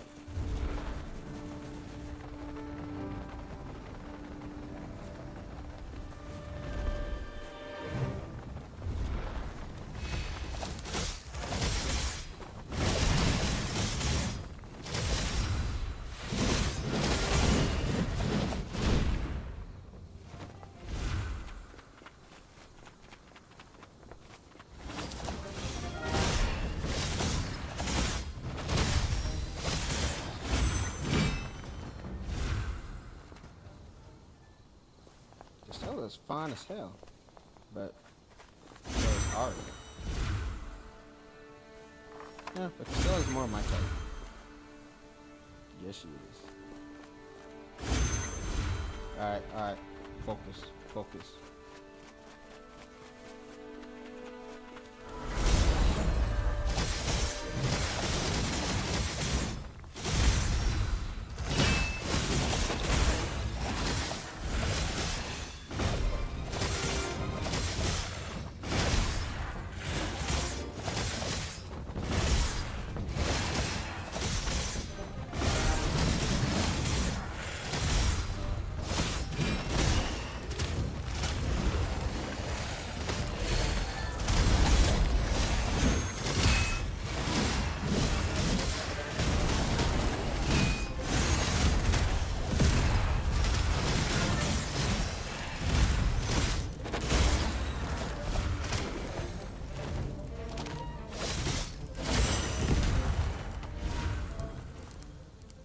Damn, you guys. Put up a good fight just now. I didn't appreciate it.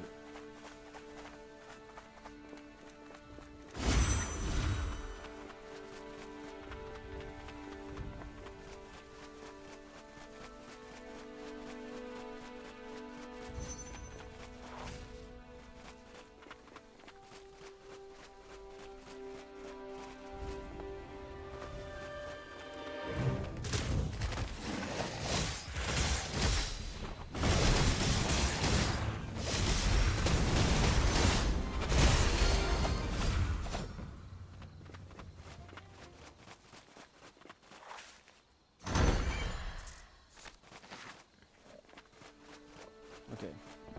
Am I going this way?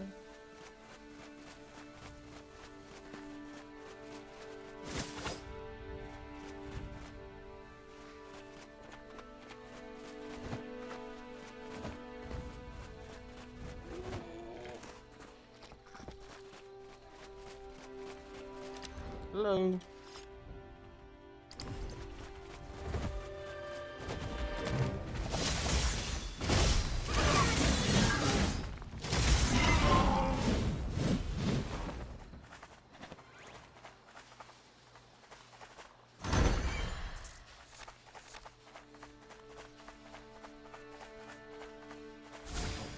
Is it up top?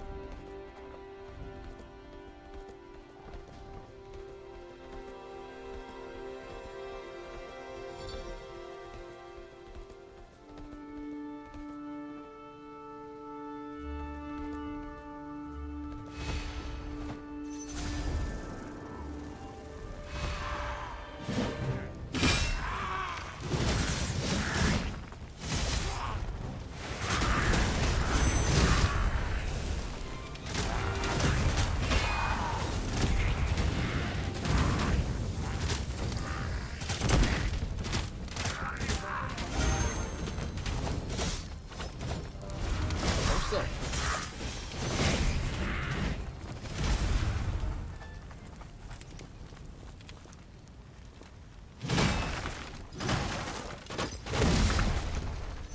Damn. I didn't see that bomb.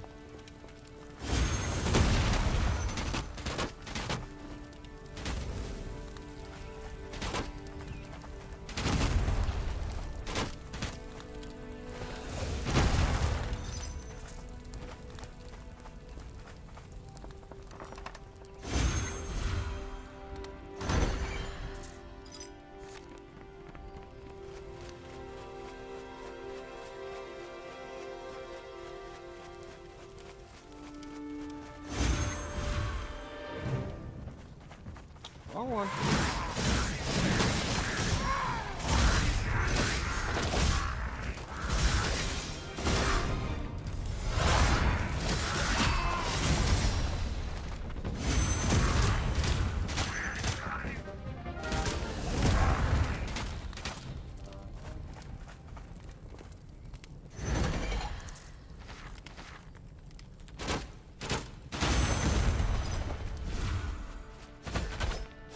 Man, loot just coming in like bro.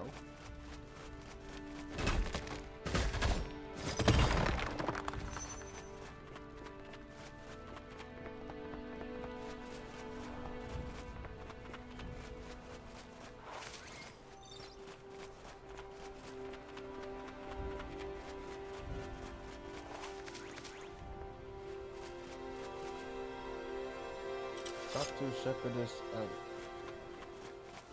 Do I have to? I want to fight some more. I'm gonna fight.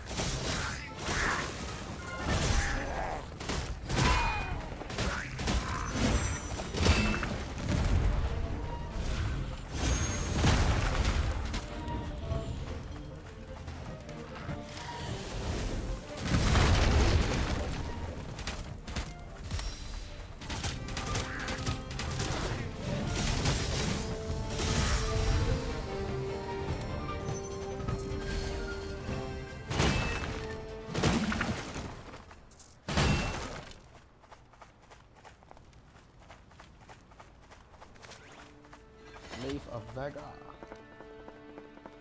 Alright, I'm too locked in. I'm too locked in. Relax. Relax.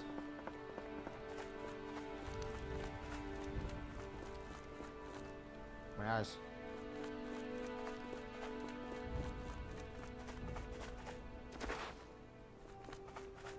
Bounty Hunter Wogan? It seems it's time for the battle. After tracking down Quazel, I engaged in a fierce battle with him, and in the end, I fled.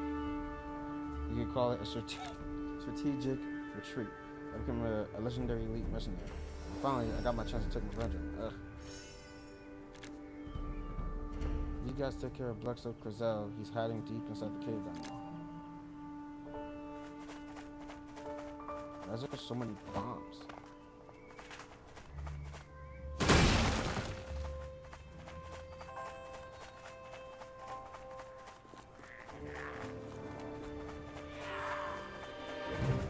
Are we even ready for a fight like that?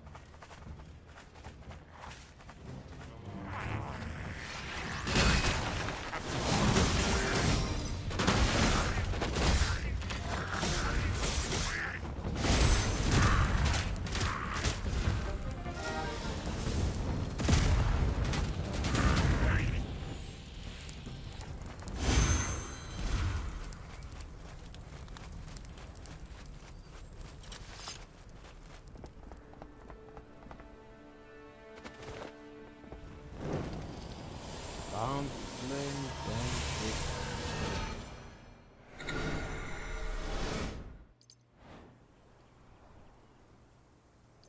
right now. I'm pretty sure they're gonna have me come back to this.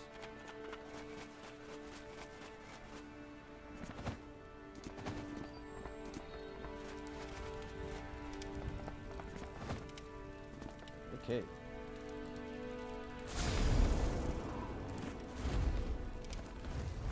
Okay, that's down there.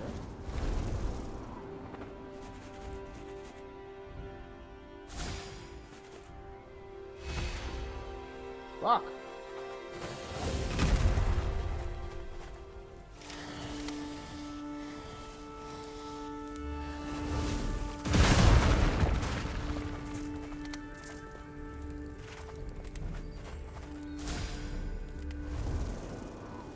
Man, you ready for this fight?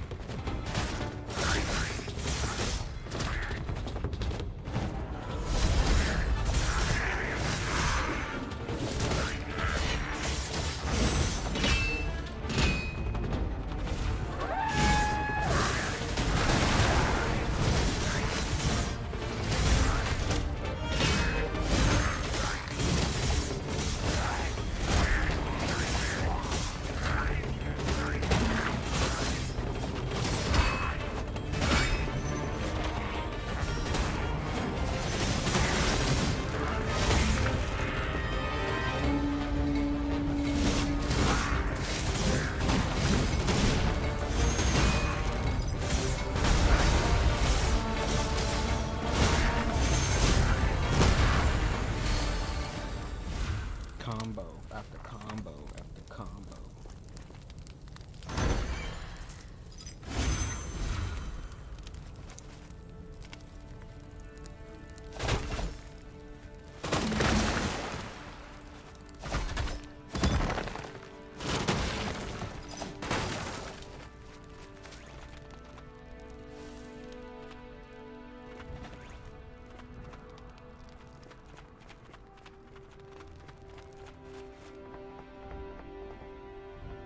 Oh, there's more stuff. I'm about to walk out of here. More stuff. More stuff.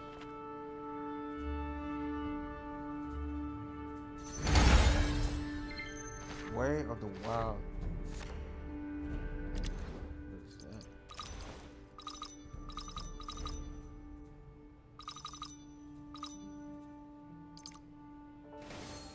Okay, Karma is an item imbued with mystical power. By equipping Karma to a hero's weapon, you can enhance the weapon's performance.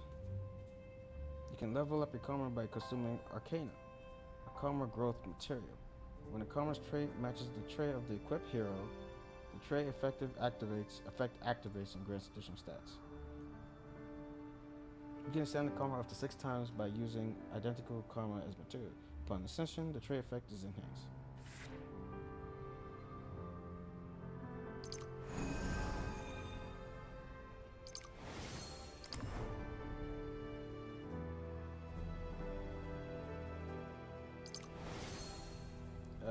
Trait effects not applied.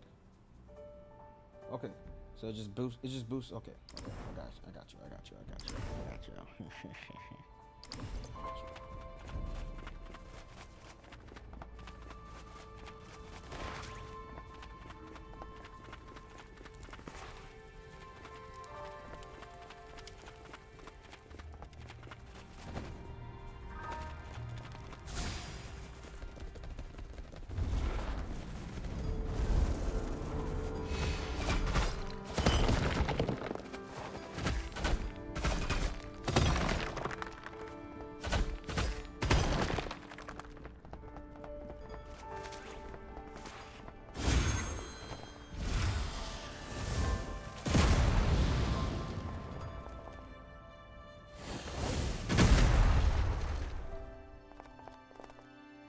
Oh, was I supposed to stack them and then blow them up? See, now I wasn't using my head.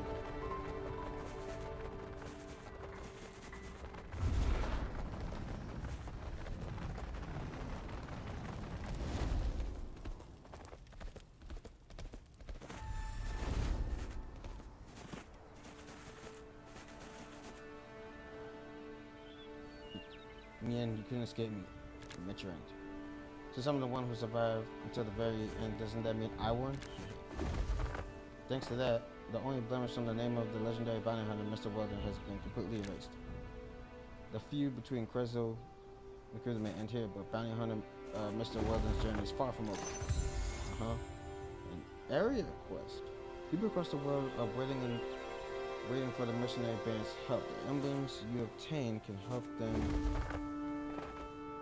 By helping them can be exchanged for items you want to exchange at the exchange.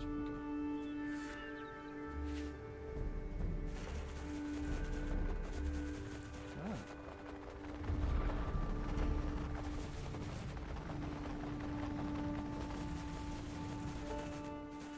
Guess I'm going this way. This way, yay.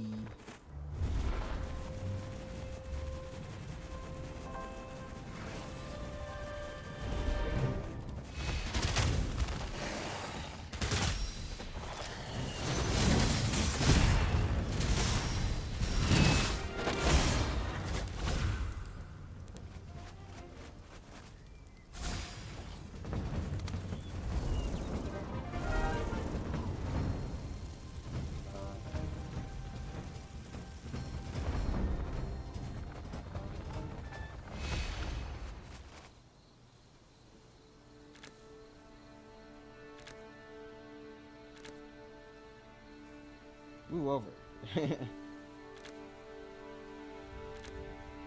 No, I found out the goblins had multiplied enough to form a village after you missionaries left. I was so worried I rushed here as fast as I could. Yes, I was really, really worried about you. Well, okay, Ellie's still young, so she might not have known. Think where the goblins' treasure's hidden. What? Treasure? Yes, there's a cave right below the hill behind me. I heard the goblins always stash their treasure inside that cave. Yeah, I just raided that cave.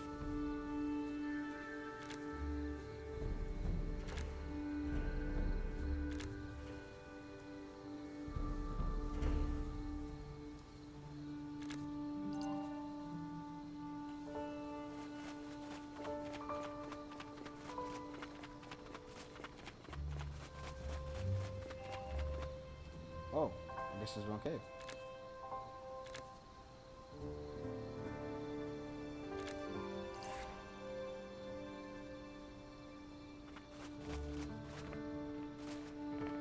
Oh, it could be thrown with square?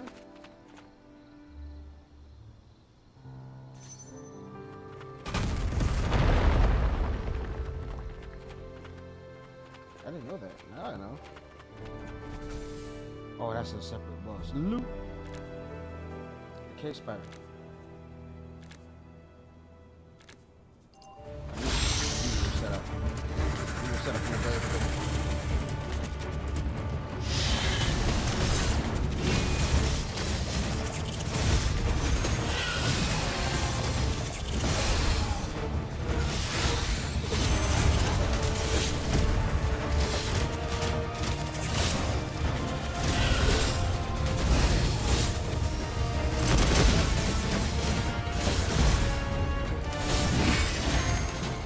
I messed up that combo.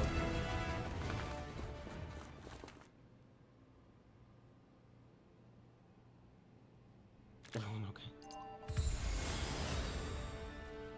Oh, I got armor.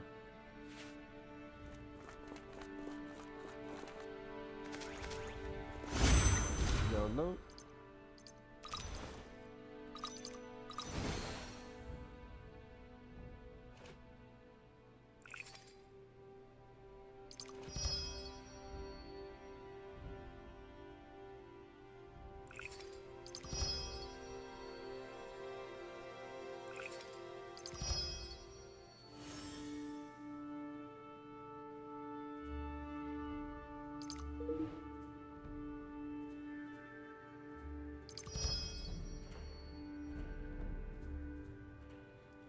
it doesn't show up as a costume. That's dumb.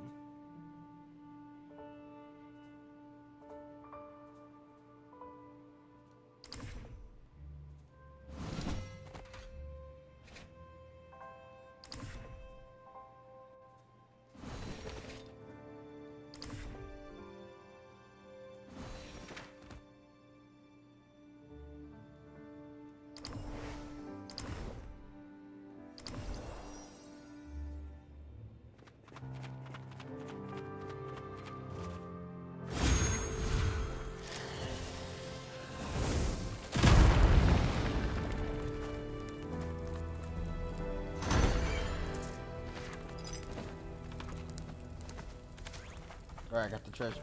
So there was treasure. Well, I feel like this kid is leading us by a leash. I don't trust this little girl. I don't trust her.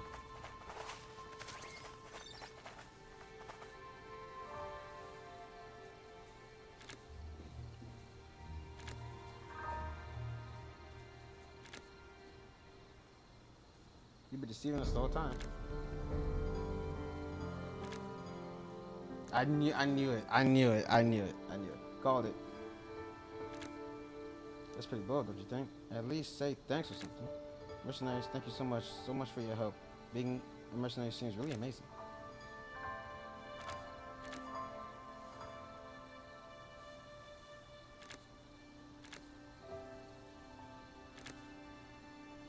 This isn't a quest. You go up there, there's a strange elf by a huge ugly contraption that mumbles to himself all day long. There's a quest from that elf. It's a simple quest. Just pick up some milk from this farm and bring it over. Why do we have to do that? Sigh. You really don't know how the world works. I'm only sharing this useful information because I have a conscience, you know? Deliver it quickly before the other mercenaries do, and report back to the gate. It's on the way anyway. Wouldn't it be great to knock out 2 quests while you're at it? You're not wrong, but you're a cheeky little runt. Rather than keep arguing, I might as well just bring it over. I knew that little sneak. I knew she wasn't up to anything good. Wait, what? Oh, he's attacking somebody else. Talk to the strange elf.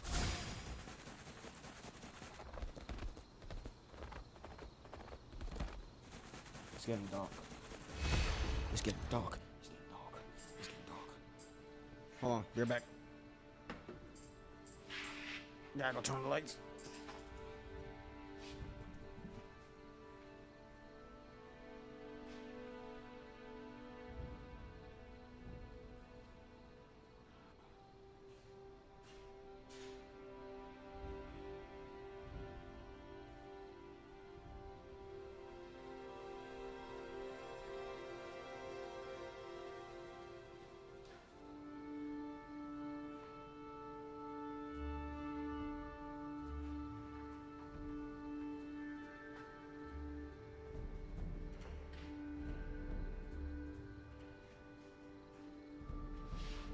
Alright. Okay. I turned off the lights. Turn on the lights. I turn on the lights. Okay. I'm gonna have to end this stream in like 8 minutes. Because I'm hungry. And I have a couple of things I gotta do tomorrow. I wake up early for that. Early, my back is still killing me. I sprained it yesterday, and it's a pain just getting up. I might play this on my off time. Yeah.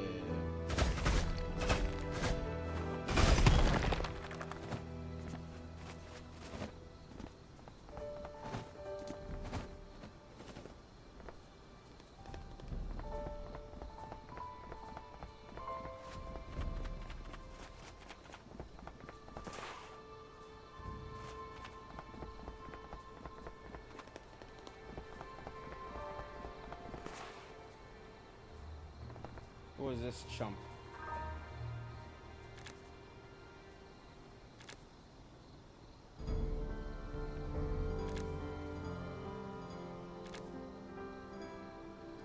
it again?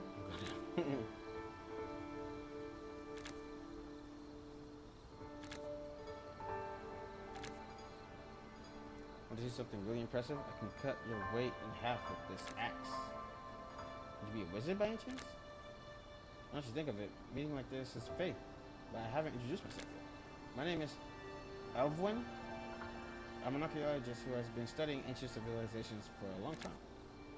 Ancient civilization research? Do you see this device right here? Isn't it beautiful? Don't you want to be a part of this? So I'm offering you all a wonderful opportunity to become my assistants. Come on, join me in an exhilarating life studying ancient devices, texts, and even something. Who's calling me? Oh.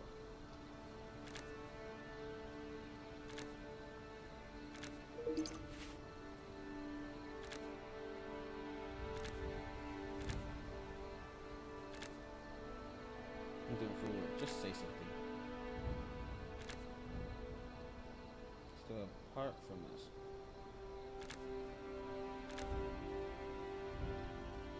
Giant cock. Thank you so much. The garbage seems to have gone off in that direction. More work to do.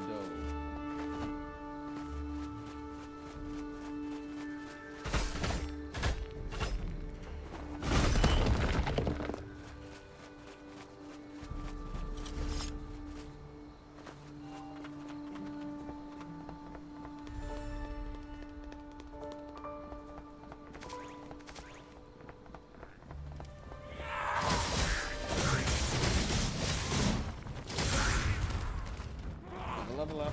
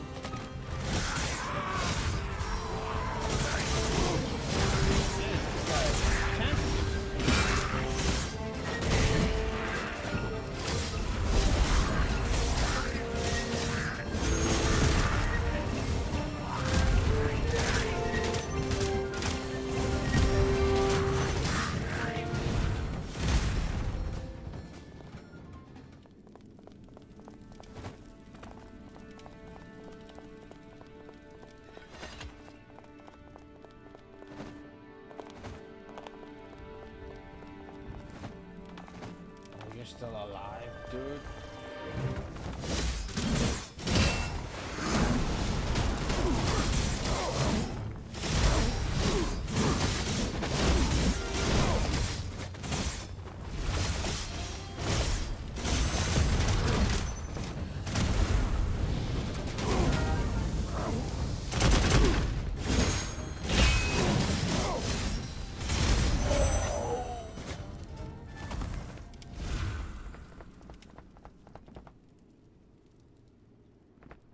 Speed the wheel.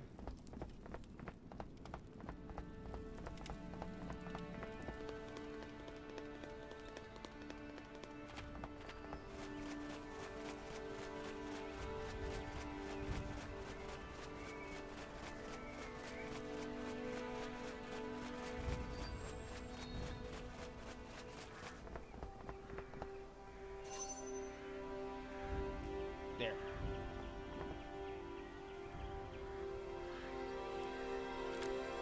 Alright, we're done here. Let's get out of here. For just a moment, I'll put the parts back together right away. I'll share this wonderful moment with all of you. Is something actually happening? There's absolutely no response. I tried rearranging it, but no reaction. It was a long shot, to be honest, but I got so excited by your help, I got carried away. I'm sorry for laying you all down after your early help. I'm truly ashamed. As you should.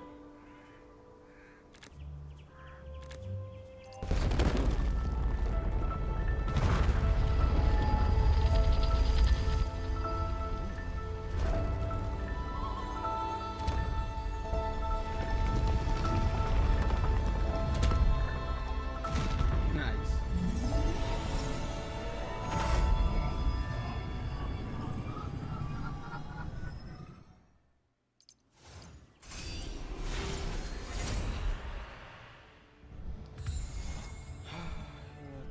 What is this thing?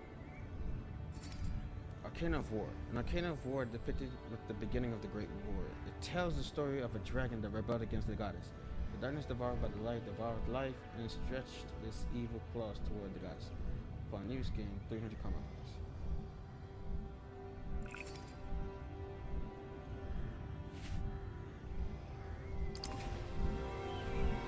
Iona's Legacy? Activating Iona's Legacy clears the fog from the region of the world. By utilizing Iona's Legacy, you can ride strong winds to travel farther and faster.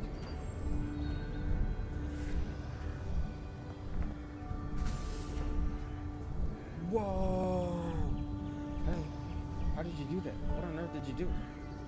How did you even activate this ancient device? This is incredible. I've studied countless ancient ruins until now, but this is the first time I've ever seen one actually working. I mean, it kind of looks like a windmill, right? So what's the big deal? It's not just a windmill. Judging by its internal structure, it's definitely a device that generates its own power. I still have many questions. It feels like the pieces are finally starting to fall in place. Finally, progress in my research. Is this actually going crazy? Still seeing how happy you are. I guess I made the right choice in nothing. Didn't really think we're your assistants. This is the last time we're helping you for free. If you help me, I'll put your names in the book as a thank you. You don't need them. Please, I'm begging you. This is truly an achievement that goes down in history. I'll give you all treasures found at the ruins too. So, what treasures in the ruins? Now that's incredible. Costello, making the exact same mistake even after getting beaten just now. Yes, of course. I'll put all my trust in you guys. Let's head back to the office. Yes, let's head back.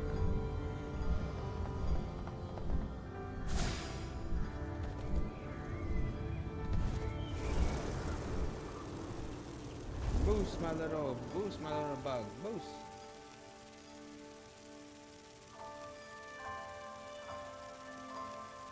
Okay, we're flying.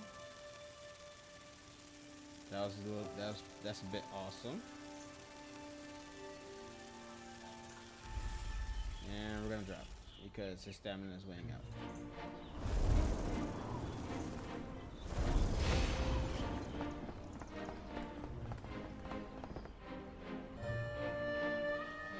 We're back. Welcome back. Did you complete the course safely? I'm tired of reading. So I'm just gonna wing it. I'm gonna read in my head.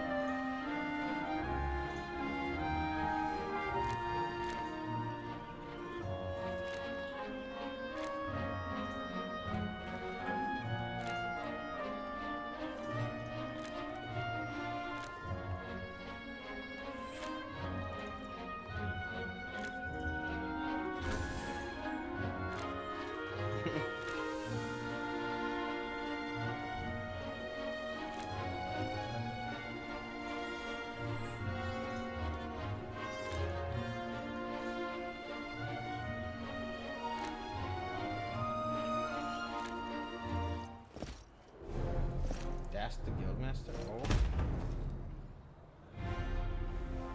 Hold for me. I'm Guildmaster Nodi. That's a big boy. That's a very big boy.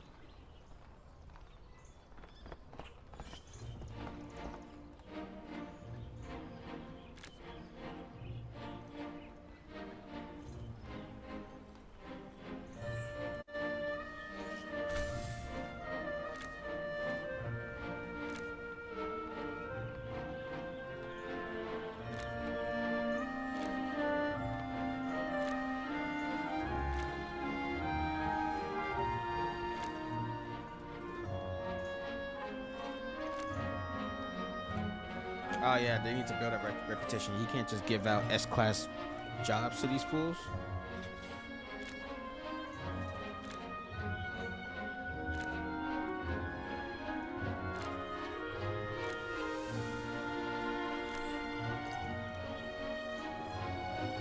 Dr. John. All right, guys. I think this is where I'm gonna end it. I am very hungry. I am very, very, very, very hungry. So yeah, trust me, we're gonna continue this tomorrow. I'm gonna be starting the stream early, around the same time, 12 to 1, late afternoon. So guys, please, if you like the video, please smash the like button, follow me on Twitch, Kick, especially my YouTube channel. See you on the next one. This is your boy GDTV signing off. Thank you for stopping by. Thank you for the likes. Thanks for the follow. And I see y'all. Deuces. Good night.